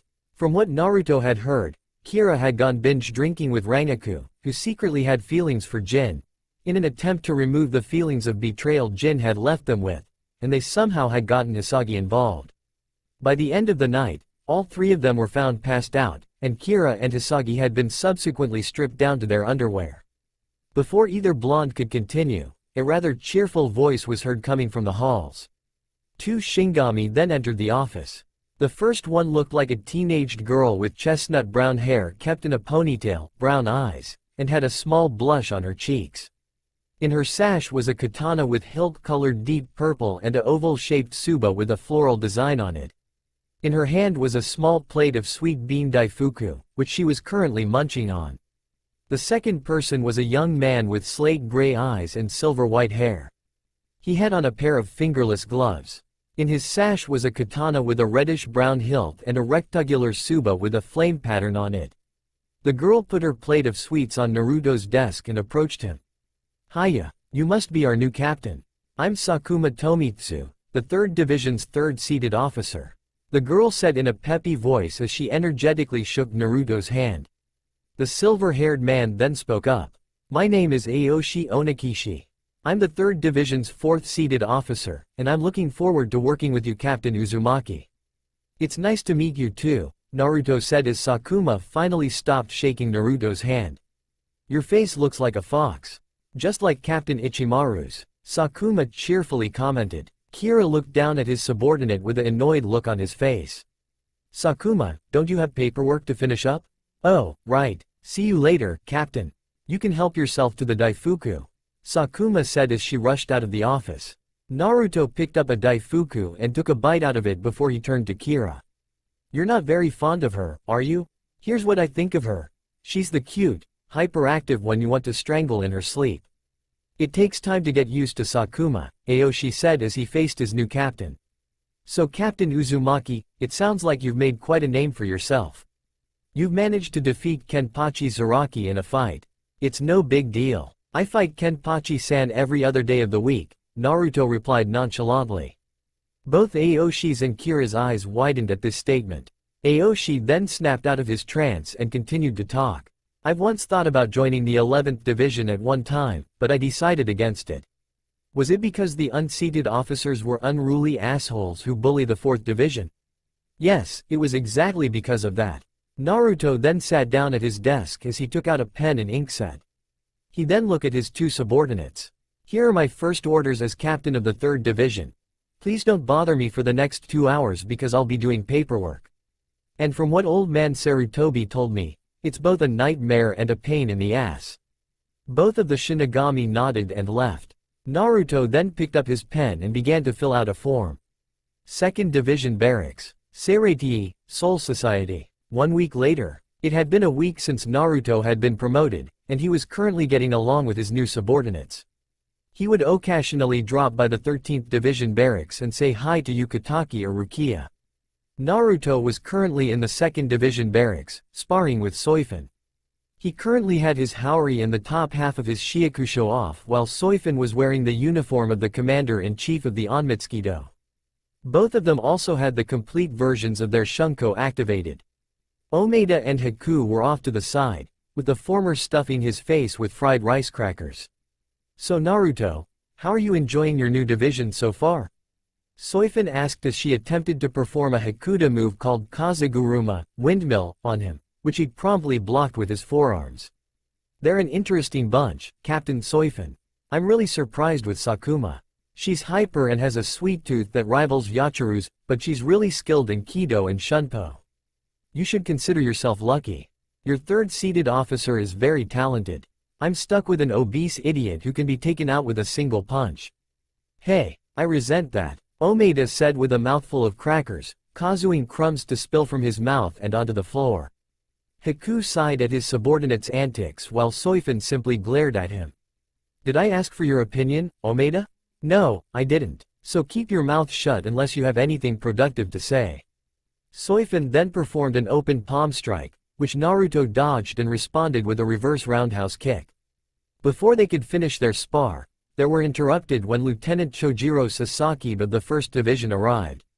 Sasaki had short silver-gray hair with a small black handlebar mustache.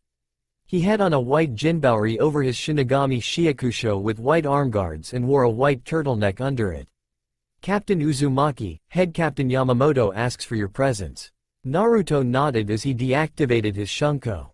He then flash-stepped over to where his clothes were, put them back on, and then flash-stepped back to Soifin. "Well, see you around, Captain Soifin. I hope to spar with you again soon." Likewise, Soifin responded neutrally as Naruto flash-stepped towards the 1st Division Barracks. Head Captain Yamamoto's office, 1st Division Barracks, Seirei, Soul Society. A few minutes later, Naruto had just arrived at Yamamoto's office, and to his surprise, found Yamamoto at his desk, lightly snoring. It appeared that Yamamoto had drifted to sleep while waiting for the blonde captain. Naruto took a seat at Yamamoto's desk and patiently waited for the head captain to wake up. A few minutes later, one Ichigo Kurosaki burst into the room with an annoyed look on his face. His entrance was enough to wake Yamamoto up from his slumber. What? Oh, Captain Uzumaki and Ichigo Kurosaki. I am glad that both of you could make it. Well, what do you want, Gramps? I'm not available all day, you know. Ichigo said bluntly. Naruto suddenly smacked him upside the head. Hey, what the hell was that for? Rule number 1. Show the head captain some respect. I had to learn that lesson the hard way, Naruto said as he refocused his attention on Yamamoto. When Naruto had first joined the Gode 13, he kept calling Yamamoto, Gigi-san. The head captain was not tolerant of such disrespect, and he taught the blonde to show him respect when he called him Gigi-san one too many times. His lesson was using the Hakuda move Ikatsu, one bone, on him, which had knocked him into a building and broke a couple of his ribs. From that point on, Naruto referred to Yamamoto as either the head captain or Old Man Yama when he wasn't in his presence. Yamamoto briefly looked at the two teenagers before continuing. As I was saying, thank you both for coming. Captain Uzumaki, I have summoned you here because I have a mission for you to partake. Naruto raised an eyebrow at this. Go on. We have come to believe that Sosuke Aizen has developed an interest in your home village of Konohagakure, the Villahe hidden in the leaves. Konoha is the Jiraichi of the shinobi world, the point which possedes the greatest concentration of spiritual beings. We want you, Captain Uzumaki, to lead a small team of Shinigami, which will include Ichigo Kurosaki, into Konoha to investigate and protect it from any potential threats that Aizen may send, which may include Arrancar. Naruto was taken back by what Yamamoto said. He was angered by the fact that Aizen would attempt to harm his precious people, and was shocked by the fact that Yamamoto wanted him to go instead of any of the other shinobi. But why me? Why not my dad or Fugaku-san? It is simple. Everybody in your village does not know that you are dead. They assume that you are missing in action because they did not find a body at your death scene. If we were to send Captain Namikaze or Captain Uchiha, then chaos would break out. Even when you tell them the truth, it'll be much easier for you to go to Konoha. Anyway, will you accept this mission? Naruto appeared to be silent for a few minutes before he looked up at Yamamoto and gave him a nod of approval. Very well. You have 48 hours to assemble your team. I wish you the best of luck. The two teenagers left Yamamoto's office and walked down the hall. After some silence, Naruto stopped and faced Ichigo. Ichigo, if you don't want to go, you don't. There's no need to worry. I've made up my mind and I'm going with you. Naruto now had confused look on his face. He knew that Ichigo had other concerns in his own world, such as his substitute Shinigami duties and school, which to him was bizarre from what Rukia had said. It was nothing like the Konoha Ninja Academy or the Shino Academy. Huh? Aizen's planning on attacking Konoha, right? As your friend, I want to help you protect your former home. Well, convincing you was much easier than I imagined. Come on, let's go find Renji. I know he'd want to join. Ichigo nodded and the two of them set off to find the 6th Division Lieutenant. Omake number 1. Naruto's fashion critics. Well, what do you think? Naruto asked as he held a Polaroid photograph up to Ichigo's, Renji's, and Byakuya's face. It was picture himself when he was still alive. In said photo, he had on a big grin and was wearing his traffic cone orange jumpsuit. The substitute and the two 6th Division members were either stunned or confused at what they were seeing. Does the word, stealth, mean anything to you? Ichigo asked as Naruto raised an eyebrow at what Ichigo said. Huh? I don't mean to criticize your sense of fashion or anything, but what kind of ninja wears a jumpsuit? Renji asked. And furthermore, why is it colored bright orange? Outfits with a color like that screams, look at me. I'm a target. Please kill me. Shut up, Renji. Orange is an awesome color. Naruto countered before Byakuya threw in his 2 cents. I am aware that since Captain Uzumaki was a commoner, he had little variety in his choice of attire. But that outfit is both hideous and a complete abomination. Naruto's good mood was now suddenly gone. He dropped the photo and activated the full-tailed beast version of his Ryotsu shroud. Ichigo, Renji, and Byakuya paled at this. "Wait, you aren't taking these comments personally, are you?" Ichigo asked nervously. Naruto, with a blank look on his face, then created a manifestation of Kurama's head, which was charging a tailed beast ball. "I believe he is," Byakuya deadpanned as all three of them began to run. Kurama's head released the tailed beast ball, which detonated a few feet behind the three Shinigami. The closeness of the explosion caused all three of them to run even faster. Kurama and Kei's no moi were currently watching the scene unfold in Naruto's mind, with the Zanpakuto spirit laughing his ass off. "That's drastic, even for him," Kurama said as he rested his chin on his paws. Kei's finished laughing as he wiped a tear away from his eye. "You know what they say. There's no kill like overkill." 2 days after initially being assigned the mission, Naruto and his three-man team stood in front of the Senkaimon gate, waiting for the Kido Corps Mimibers to open it up. After recruiting Ichigo, Naruto had successfully recruited Renji, who said that he was looking for some excitement. Apparently Renji had adopted the love of a good fight from his days in the 11th Division. Naruto had then attempted to recruit Captain Kyoraku, but he had declined and made the excuse that he was busy with his division. However, Naruto suspected him of lying, as Kyoraku spent most of his time napping, drinking sake, and chasing after women. He then tried to convince Toshiro, but he also declined, as he also was busy with his duties as a captain. Naruto also knew he was concerned about Momo, who was put into a coma after Aizen had wounded her. After that, Byakuya had approached them and offered to join them on their mission. However, he kept his reasons for wanting to go on this mission to himself. Naruto, although shocked and confused by this, accepted Byakuya's offer. Several members of the Gotei 13 had shown up to see them off. They included all of the captains and their lieutenants, with the exception of Mayuri and Nemu, along with Naruto's squad members and the shinobi. Naruto had just finished saying goodbye with his parents, and was now saying goodbye to his subordinates. He had shake Kira's and Aoshi's hands while Sakuma had given him a bone-crushing hug, despite her small frame.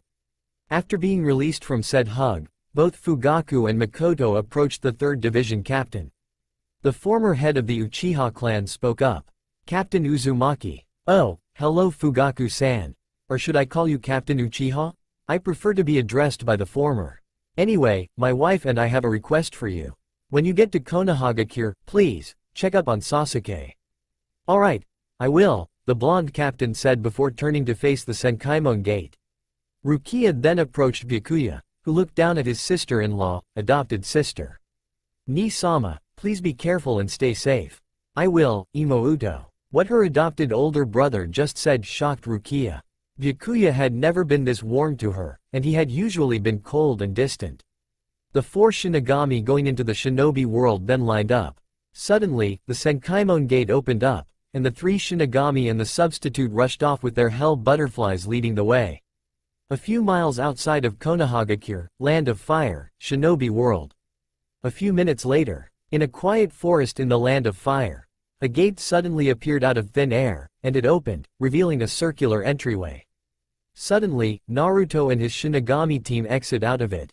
The hell butterflies turned around and left as the Senkaimon gate closed.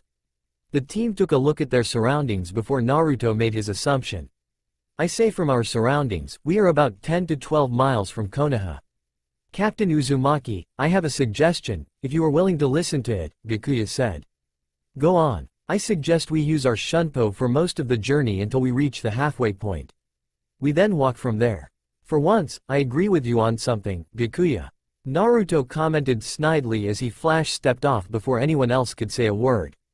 Byakuya and Renji followed suit, and then Ichigo left as soon as he was done catching his breath. A half-hour later, the team quickly reached a spot that Naruto recognized as the place where Team 7 fought the Demon Brothers of Kiri on their first C-rank mission. The team carried on in silence as they listened to the sounds of nature. The wind rustled through the trees, birds happily chirped, and a squirrel occasionally chattered. However, this relaxing atmosphere was ruined 5 minutes later. "So damn annoying," Ichigo yelled out in a comedic fashion. His sudden outburst caused his fellow teammates to stumble and fall face first. Naruto was the first to get up as he brushed the dirt off of his haori. You just had to go and ruin the nice, quiet, and peaceful sounds of nature, didn't you, Ichigo? Naruto sarcastically commented as he cleaned out his ear to make sure his hearing wasn't ruined. Well, the silence is driving me insane. I'm used to my dad or Keigo blabbing non-stop. This Keigo person sounds incredibly annoying, whoever he is. Byakuya commented silently to himself. Fine, then let's talk, Naruto said as he walked forward with his team in tow. Renji then walked up next to him to ask him a question. So Naruto, how do you think everyone will react to you returning from the dead? Naruto tried to suppress a snicker as he gave his answer. The civilian populace will probably be scared shitless that the Kyuubi brat has returned and is now a Shinigami.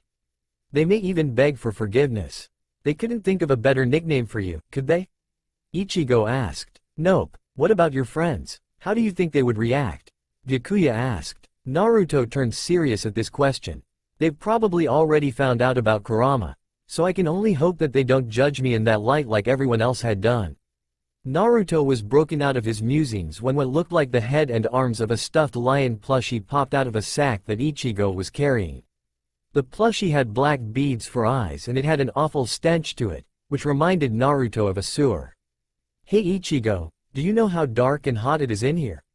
The plushie yelled out, which took Naruto by surprise. Shut up, Kon, Ichigo yelled as he shoved the stuffed animal back into the sack. He turned to the 3rd Division captain, who had a confused look on his face. What the hell was that? Oh, that's just Kon. He's the mod soul that Rukia gave me shortly after I first got my powers. Why the hell would you bring a mod soul with you when we aren't even using Gigais? Naruto asked as Ichigo began his explanation. It's because he's been causing trouble at home while I was in the Soul Society trying to save Rukia and he has single-handedly annihilated the image I have carefully crafted for myself. I had to ask Urahara-san to erase the memories of what he did from the minds of everyone back home and that took us 3 days to do. What did he do that was so bad? Well, let's see, he's peeked into the women's changing room at the swimming pool. That's not so bad. Peeked up women's skirts, and has attempted to grope several of teenage girls, including Tatsuki. Good Kami, he's worse than Ero-sanin. Naruto thought to himself as he continued to listen to Ichigo's rant before asking a question. So why did you bring him along, anyways? I gave him a simple choice. Either he tags along with me or he would be stuck with my sister Yuzu, who likes to dress stuffed animals up. It doesn't sound like you gave him much of an option. Anyway, I don't understand how you can tolerate him, Ichigo. Kon's loud and annoying. From what I have heard, you were loud and annoying when you were alive, Captain Uzumaki. Byakuya commented nonchalantly. A vein popped up in Naruto's forehead as he turned to face his fellow captain. Shut up, Byakuya. Thank you for proving my point, Captain Uzumaki. Byakuya calmly said as Naruto gripped his Zanpakuto. He was about to unsheath it when he suddenly stopped upon sensing a disturbance nearby. Naruto then ran off into the forest, motioning for the other members of his team to follow him. When they got to where Naruto was, they were a bit surprised at what they saw. It was Team 7, or what was left of the original version, anyway, fighting what appeared to be an imperfect Arrancar. The Arrancar had beefy arms and legs, and its entire body was covered in dark purple fur. It had goat-like horns on the top of its head, and webbed fingers and toes. Its hollow mask was skull-shaped, and where the skull's mouth opened up was where its 2 beady eyes were. Strapped to its back was a gigantic katana with a rectangular tsuba and a red hilt. Naruto also took notice of person he assumed to be his replacement on Team 7. It was a teenage boy with sickly pale skin and black hair. He was wearing very effeminate clothing, which showed off his midriff and carried scrolls and painting equipment in addition to a tanto that he carved on his back. Naruto also noted that the boy also had on a horribly fake smile that put all of Aizen's fake smiles to shame in comparison. You guys should stay here. I want to help them myself, Naruto said as he was about to leap out and help. However, Ichigo grabbed him by his haori collar and pulled him back. What the hell was that for, Ichigo? Naruto said, as he regained his footing. How the hell are we supposed to help them when they can't even see us? Naruto let out a heavy sigh before he answered the substitute Shinigami. If you must know right now, Ichigo, everybody in the shinobi world, and I mean everybody, has a high enough level of spiritual awareness to see us unlike the people in your world. Naruto then noticed that Sasuke was now on the ground and the Arrancar was about to deliver the finishing blow. Naruto quickly flash-stepped between the Arrancar and Sasuke, blocking its fist with his Zanpakuto. "What?" Kakashi, the leader of Team 7, stuttered out. "Hey Arrancar, how about you go pick on somebody your own size like a Jillian?" Naruto taunted as he twirled his blade a bit. He then aimed his left palm at the giant Arrancar. Hado number 33. Sokatsui, blue fire, crash down, Naruto said before a torrent of blue Riryoku was generated from his open palm and hit the Arrancar squarely in the chest, causing the brute to drop to the ground. Now that he's down for the moment, maybe I can talk to them for a few minutes, Naruto thought to himself before he turned to face the stunned members of his former team. Naruto. Sakura stuttered out in shock. Naruto sheepishly scratched the back of his head while giving a small grin. After about a minute or so he finally ended the awkward silence. "Hey guys. Long time, no see?" Sasuke, who was already up on his feet, got over enough of his shock to walk up to Naruto and grabbed him by his shiakusho. "Is that all you have to say to us? Do you know how long you've been gone? Where have you been, Naruto? What was that thing we just fought? What is going on? And how the hell were able to even stop that thing?"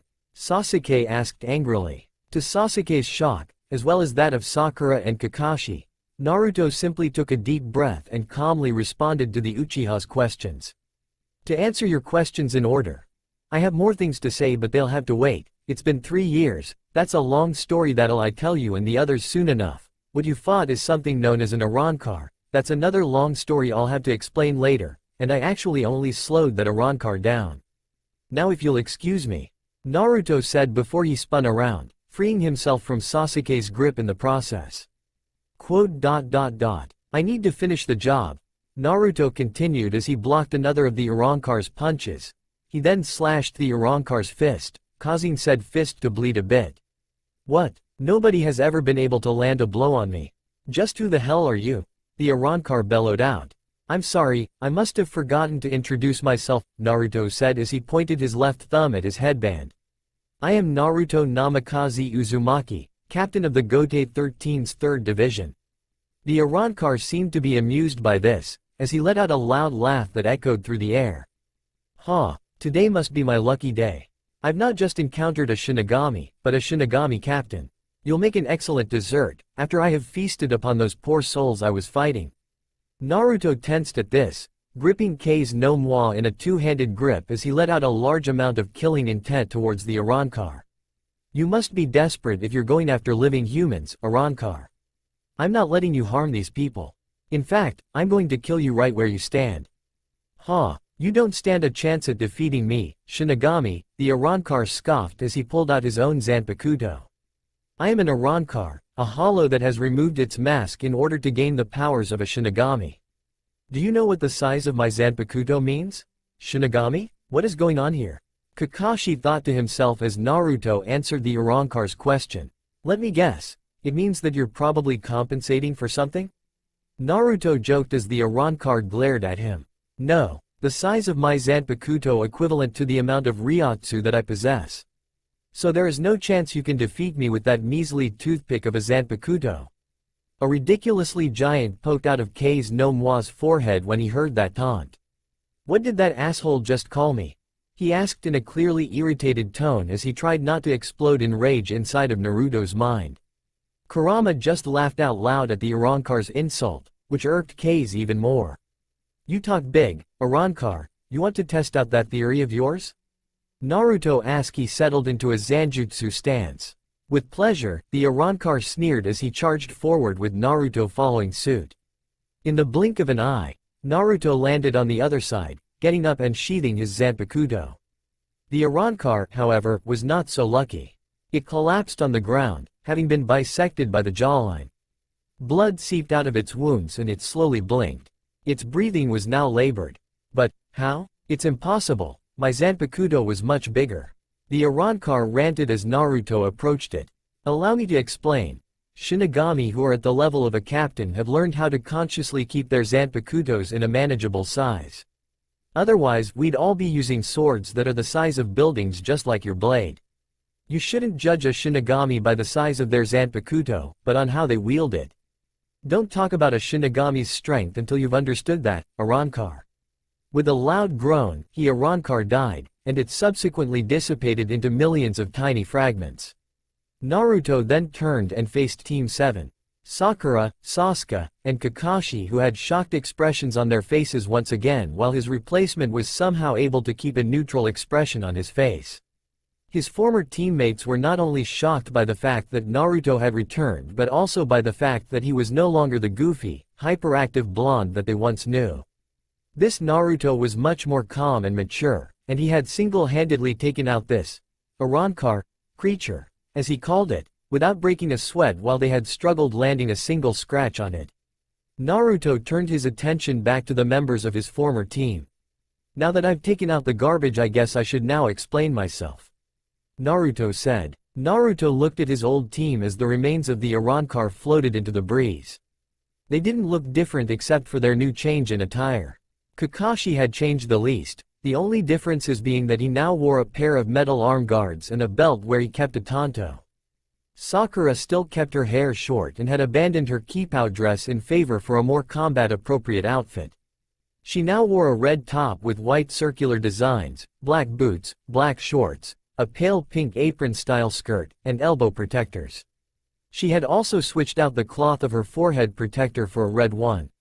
She also wore a medical pouch on her hip, and above it was a small storage scroll. Sasuke wore a sleeveless dark gray shirt with black Anbu-style pants, a black slash around his waist, and black shinobi-style sandals. Over his shirt, he wore an indigo-colored happy coat with sleeves that ended below his elbows. The Uchiha clan crest was on the back, which had a black X that crossed it out. He also had bandages that covered his wrists and most of his forearms. As for weapons, he had a kunai holster attached to his thigh and a black katana that he kept in his sash across the small of his back. Now where to begin? Naruto said to himself as he scratched his chin in thought. However, his thought process was interrupted when his replacement asked him a question. Why are you wearing a bathrobe? Huh? Naruto stared at his replacement, who had his eyes closed with that painfully fake grin still on his face. For some reason, the face he was making him look like Jin's and Aizen's fake smiles put together. Naruto pinched the bridge of his nose as he released an annoyed sigh before addressing his replacement. It's not a bathrobe, you dumbass. It's shiakusho, the standard garb of a Shinigami. It consists of a white shitage, a black kasode, a black hakama, and a white hakama himo. It's nothing like a bathrobe. It's more like a cooler kimono. Naruto, we can discuss your taste in fashion later. Can you just please tell us what is going on? Sasuke asked, getting clearly irritated. Alright, but first off, I want you to meet the rest of my team, Naruto said before he turned towards the forest line and whistled. 3 people came out of the forest, dressed in similar clothing. The first 2 appeared to be teenagers while the last one appeared to be in his mid to late 20s. The first had spiky orange hair, brown eyes, and peach-colored skin with a lean yet muscular build. His face also appeared to be set in a near-permanent scowl. He was wearing a shiakusho with a red rosary-like straps across his chest. Across his back was a very large sword in the shape of a kyber knife covered in cloth. The second person had brown eyes and crimson-red hair that was kept up in a spiky ponytail, similar to Shikamaru's. He also had tattoos covering his forehead, but a white headband that covered his forehead obscured this. He carried a katana at his side, which had a bronze rectangular tsuba with a jagged design on it, and a red hilt and sheath. The last person had long black hair with a neutral or emotionless expression on his face. He wore a standard captain's uniform along with 3 white hairpieces, a white silk scarf, and fingerless white tekko gloves that covered the backs of his hands. He also had a katana strapped to his side, with a bronze rectangular tsuba with an open frame similar to a 4-pane window, lavender hilt wrappings, and a white sheath. Guys, I would like you to meet my Shinigami team, Ichigo Kurosaki, Lieutenant Renji Aburai, and Captain Byakuya Kuchiki. He turns to face Ichigo and the other Shinigami team. I'd like you to meet Sasuke Uchiha, Sakura Haruno, Kakashi Hitaki, and some pale guy who's apparently my replacement. Naruto, the pale guy's name is Sai, Sakura pointed out. Thank you, Sakura-chan. Now, please have a seat while I explain things, Naruto said as he drew his katana and chopped down a rather large tree with one swing of it. This naturally shocked Team 7 as Naruto motioned them to sit down. When everyone was seated, Naruto began his explanation. First off, yes, I'm dead. I died 3 years ago at the Valley of the End, fighting Sasuke. After I died, I became a Shinigami, or Soul Reaper, as some people call us. I've been sent back here on a mission with a team, which I will explain in detail once we get back to Konoha. Are there any questions so far? Sakura was the first person to spoke up.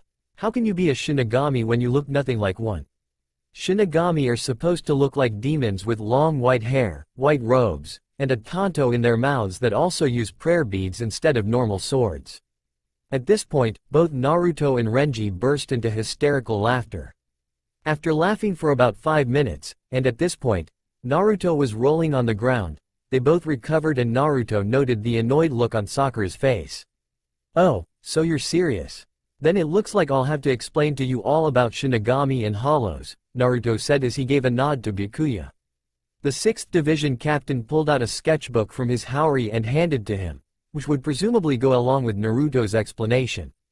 Ichigo grunted in annoyance at this, since he had a feeling that Byakuya had the same artistic talents as Rukia, and for good reason. Now then, there are 2 types of spirits in this world. There are pluses, the spirits of the recently deceased. The other type is known as a hollow. A hollow is a plus that has lingered too long in the world of the living, and has turned into a mindless creature of pure instinct, driven by an eternal and insatiable hunger to devour other souls, either living or dead. A Shinigami's job is to regulate the balance of souls between the world of the living and the Soul Society by performing kanso, also known as a soul burial, on pluses, and fighting and purifying hollows. Any questions so far? None? Good. For the next hour or so, Naruto explained all the different aspects of Shinigami and hollows, including the 4 types of Shinigami combat: Shunpo, Kido, Zanjutsu, and Hakuda, the structure of the Gote 13, Zanpakutos and their Shikai and Bankai states, the classification of hollows, and Arankars. While Team 7 did listen, they were more preoccupied by the quality of the drawings. They were very poorly drawn, with the characters in the drawings consisted of rabbits, bears, and a strange seaweed-like creature. Naruto soon finished his explanation, and handed the sketchpad back to Byakuya. Now, are there any questions? Yeah? Who drew the pictures? Sasuke asked with a dumbfounded look on his face. Byakuya was the one to answer his question. I did. Do you have a problem with it? Byakuya asked, leveling a death glare at the last Uchiha while releasing some of his spiritual pressure. No, they're fine. Sasuke replied hurriedly and nervously while noting to himself that Byakuya reminded him a lot of Itachi, though this man appeared to be more prideful, and more prone to anger, than his brother. At that exact moment, Sai decided to voice his opinion on Byakuya's art. I do not know what Sasuke-kun is talking about, but your drawings are terrible. A monkey could draw better than you. Did he just call you, Sasuke-kun? Naruto asked Sasuke as he tried to not laugh at his former teammate while Byakuya, with an annoyed expression on his face, pointed his index finger at Sai and began chanting. Carriage of thunder, bridge of a spinning wheel. With light, divide this into 6. Bakudo number 61. Rikujakoro, 6 rods prison of light. A spark of yellow energy generated from Byakuya's finger. Suddenly, 6 thin and wide beams of glowing light appeared and slammed into Sai's midsection. Sai was now immobile, which clearly took him by surprise if the fact that his fake smile had vanished was anything to go by. At this point Byakuya took out a permanent black marker out of his hakama pocket and proceeded to doodle on the young man's face. When he was done, Sai now had a pair of glasses, a mustache, a goatee, a pair of bushy eyebrows, and had the kanjis for idiot and loser drawn on his forehead. I'm surprised that you didn't use Sebansakura on him, Naruto commented as Byakuya put away the marker. Committing bodily harm against a human goes against the laws of the Soul Society, Captain Uzumaki. Byakuya replied. They're an interesting bunch, Kakashi thought to himself as he tried, and failed, to release Sai from his bindings. You're wasting your time, Kakashi-sensei. That Kido spell makes the target incapable of moving their entire body and can only be undone by someone who is able to use Kido. Anyways, I know I still have a lot of explaining to do, but that can wait until we get back to Konoha where I can discuss things with Tsunade-sama. The remaining members of Team 7 were taken back by what their former teammate just said, evident by the comedically shocked expressions on their faces. What? Oh, you're probably surprised that I didn't refer to her as Ba-chan or Granny. Well, let's just say I learned a lesson about respecting your elders during my time in the Soul Society. You respecting your elders? Who are you and what you have done with the real Naruto? Sakura asked in her comical shock. I'm still the same Naruto. Except that I died, went to the Soul Society, met my parents, joined the Gote 13, became the lieutenant of the 13th Division, kicked the ass of one Sosuke Aizen, and got promoted to captain, Naruto casually explained away. Naruto and the other Shinigami could tell that the members of Team Kakashi were unconvinced by this. Death changes people, Renji casually explained. This is Naruto we're talking about. I'm pretty sure that it would take a lot more than death to change him, Kakashi pointed out. Yeah, it took a punch from old man Yama that sent me flying into a building and broke a couple of ribs after I called him Gigi-san too much, Naruto said in a lighthearted tone. The faces of the Team 7 members paled in horror after learning of the extremes this old man Yama, who Naruto also referred to as the head captain, could take just to teach a hard lesson. Hey, Kakashi. Remind me not to piss off this head captain figure if we ever meet him, Sasuke whispered to his squad leader. Agreed, Kakashi said before Naruto regained their attention. Anyways, let's get going, Naruto suggested.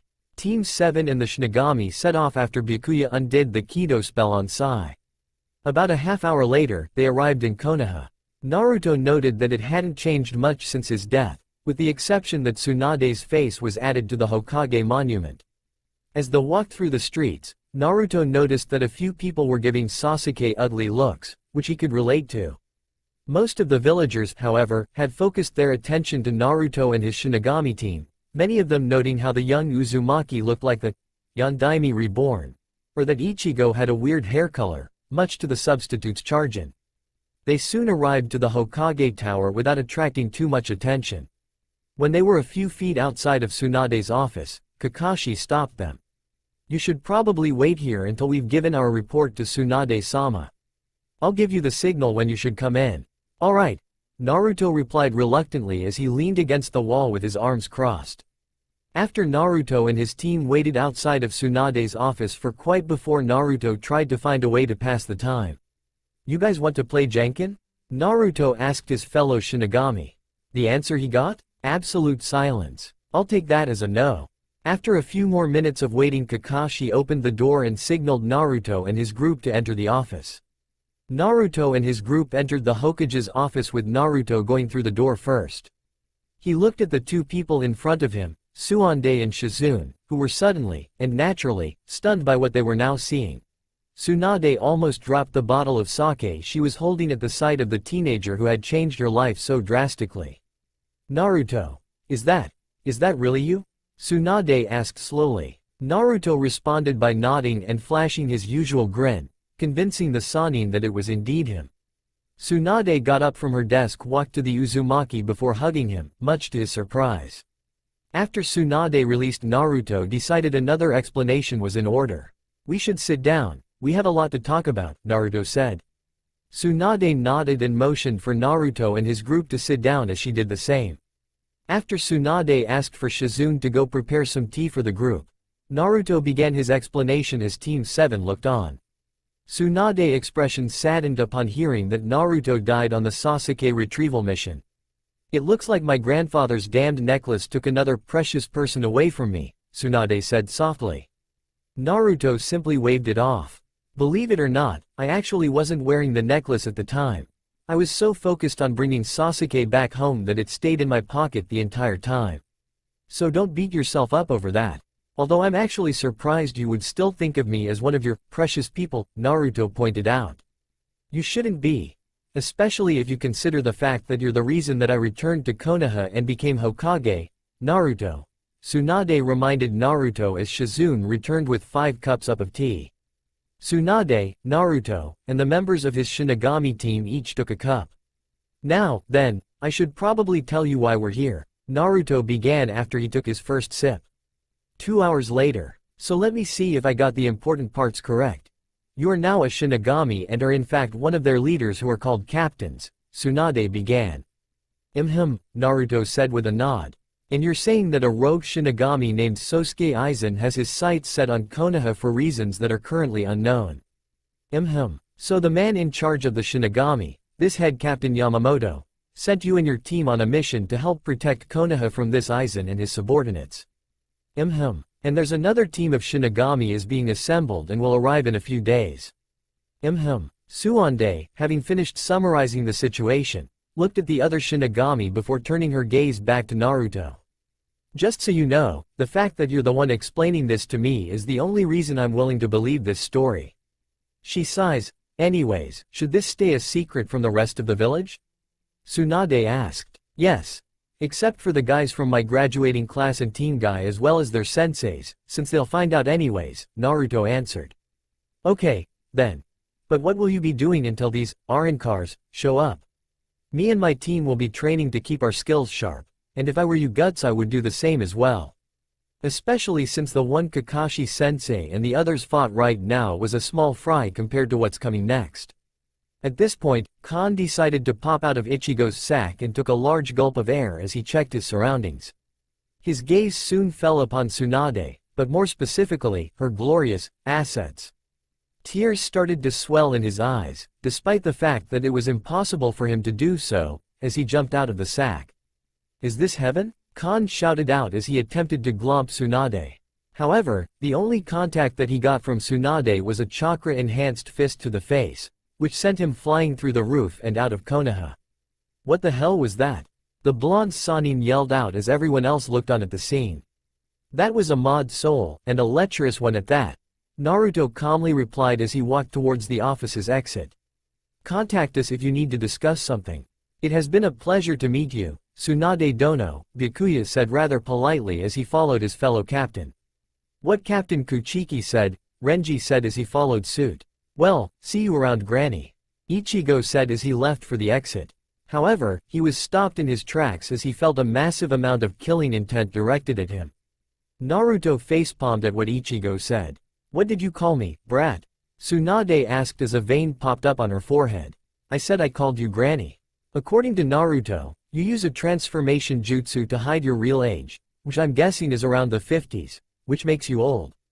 In an instant, the blonde Sannin was up from her seat and charging Ichigo. Her fist was raised, preparing to deliver a powerful haymaker to the substitute's face. However, Ichigo was able to draw Zangetsu in the nick of time and was able to use the flat side of the sword as an impromptu shield. Are you insane? Ichigo comically shouted as Tsunade applied more pressure to her fist. Everyone else were surprised at Tsunade's reaction while Shizune had a comedically shocked expression on her face. Naruto suddenly appeared a few feet away from the two, chanting with his eyes partially closed. Disintegrate, you black dog of Rodanini. Look upon yourself with horror and then claw out your own throat. Bakudo number 9. Geki, strike. Naruto then drew the kanji for the spell in the air as a red aura surrounded him. The same red aura surrounded Tsunade, and she soon found she was unable to move. Ichigo took this opportunity to slip out as Naruto approached the blonde Hokage. You really need to work on your temper, Tsunade-sama, he playfully chided.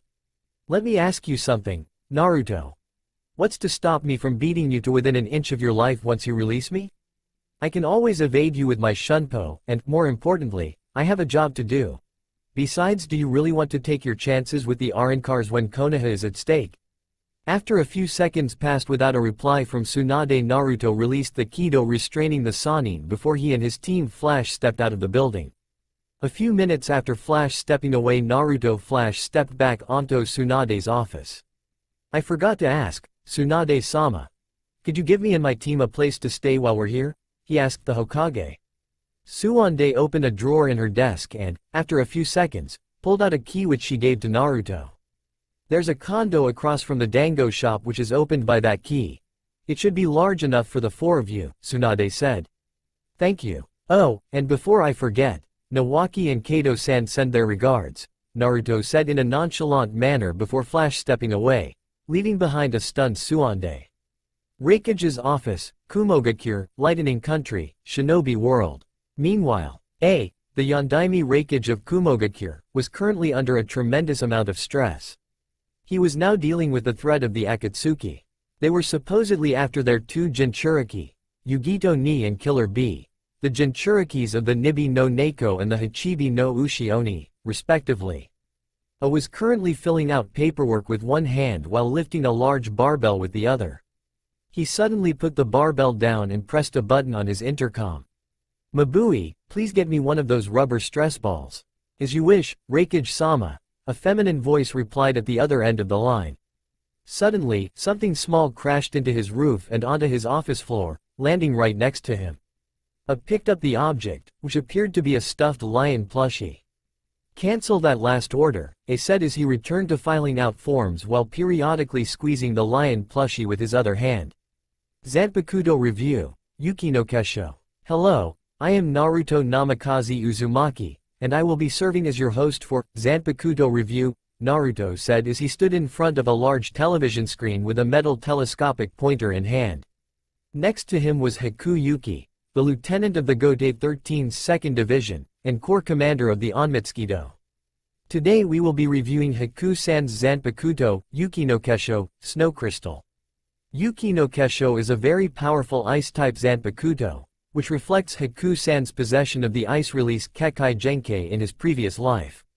Yuki no Kesho is capable of a variety of feats, such as creating giant ice walls and can fire a barrage of projectile icicles. Its Shikai state takes the form of a Kodachi while its sealed state takes the form of a Tanto. Naruto explained as various video clips of Haku using his Zanpakuto appeared on the screen. "Haku-san, your Zanpakuto is very impressive." "Thank you, Naruto-san. I even say it's more powerful than Captain Hitsugaya's Hirenmaru, Ice Ring." "That's where you're wrong," a voice cried out as Toshiro Hitsugaya, the captain of the 10th Division, suddenly appeared on the stage. "Toshiro, what are you doing here?" "I came here to get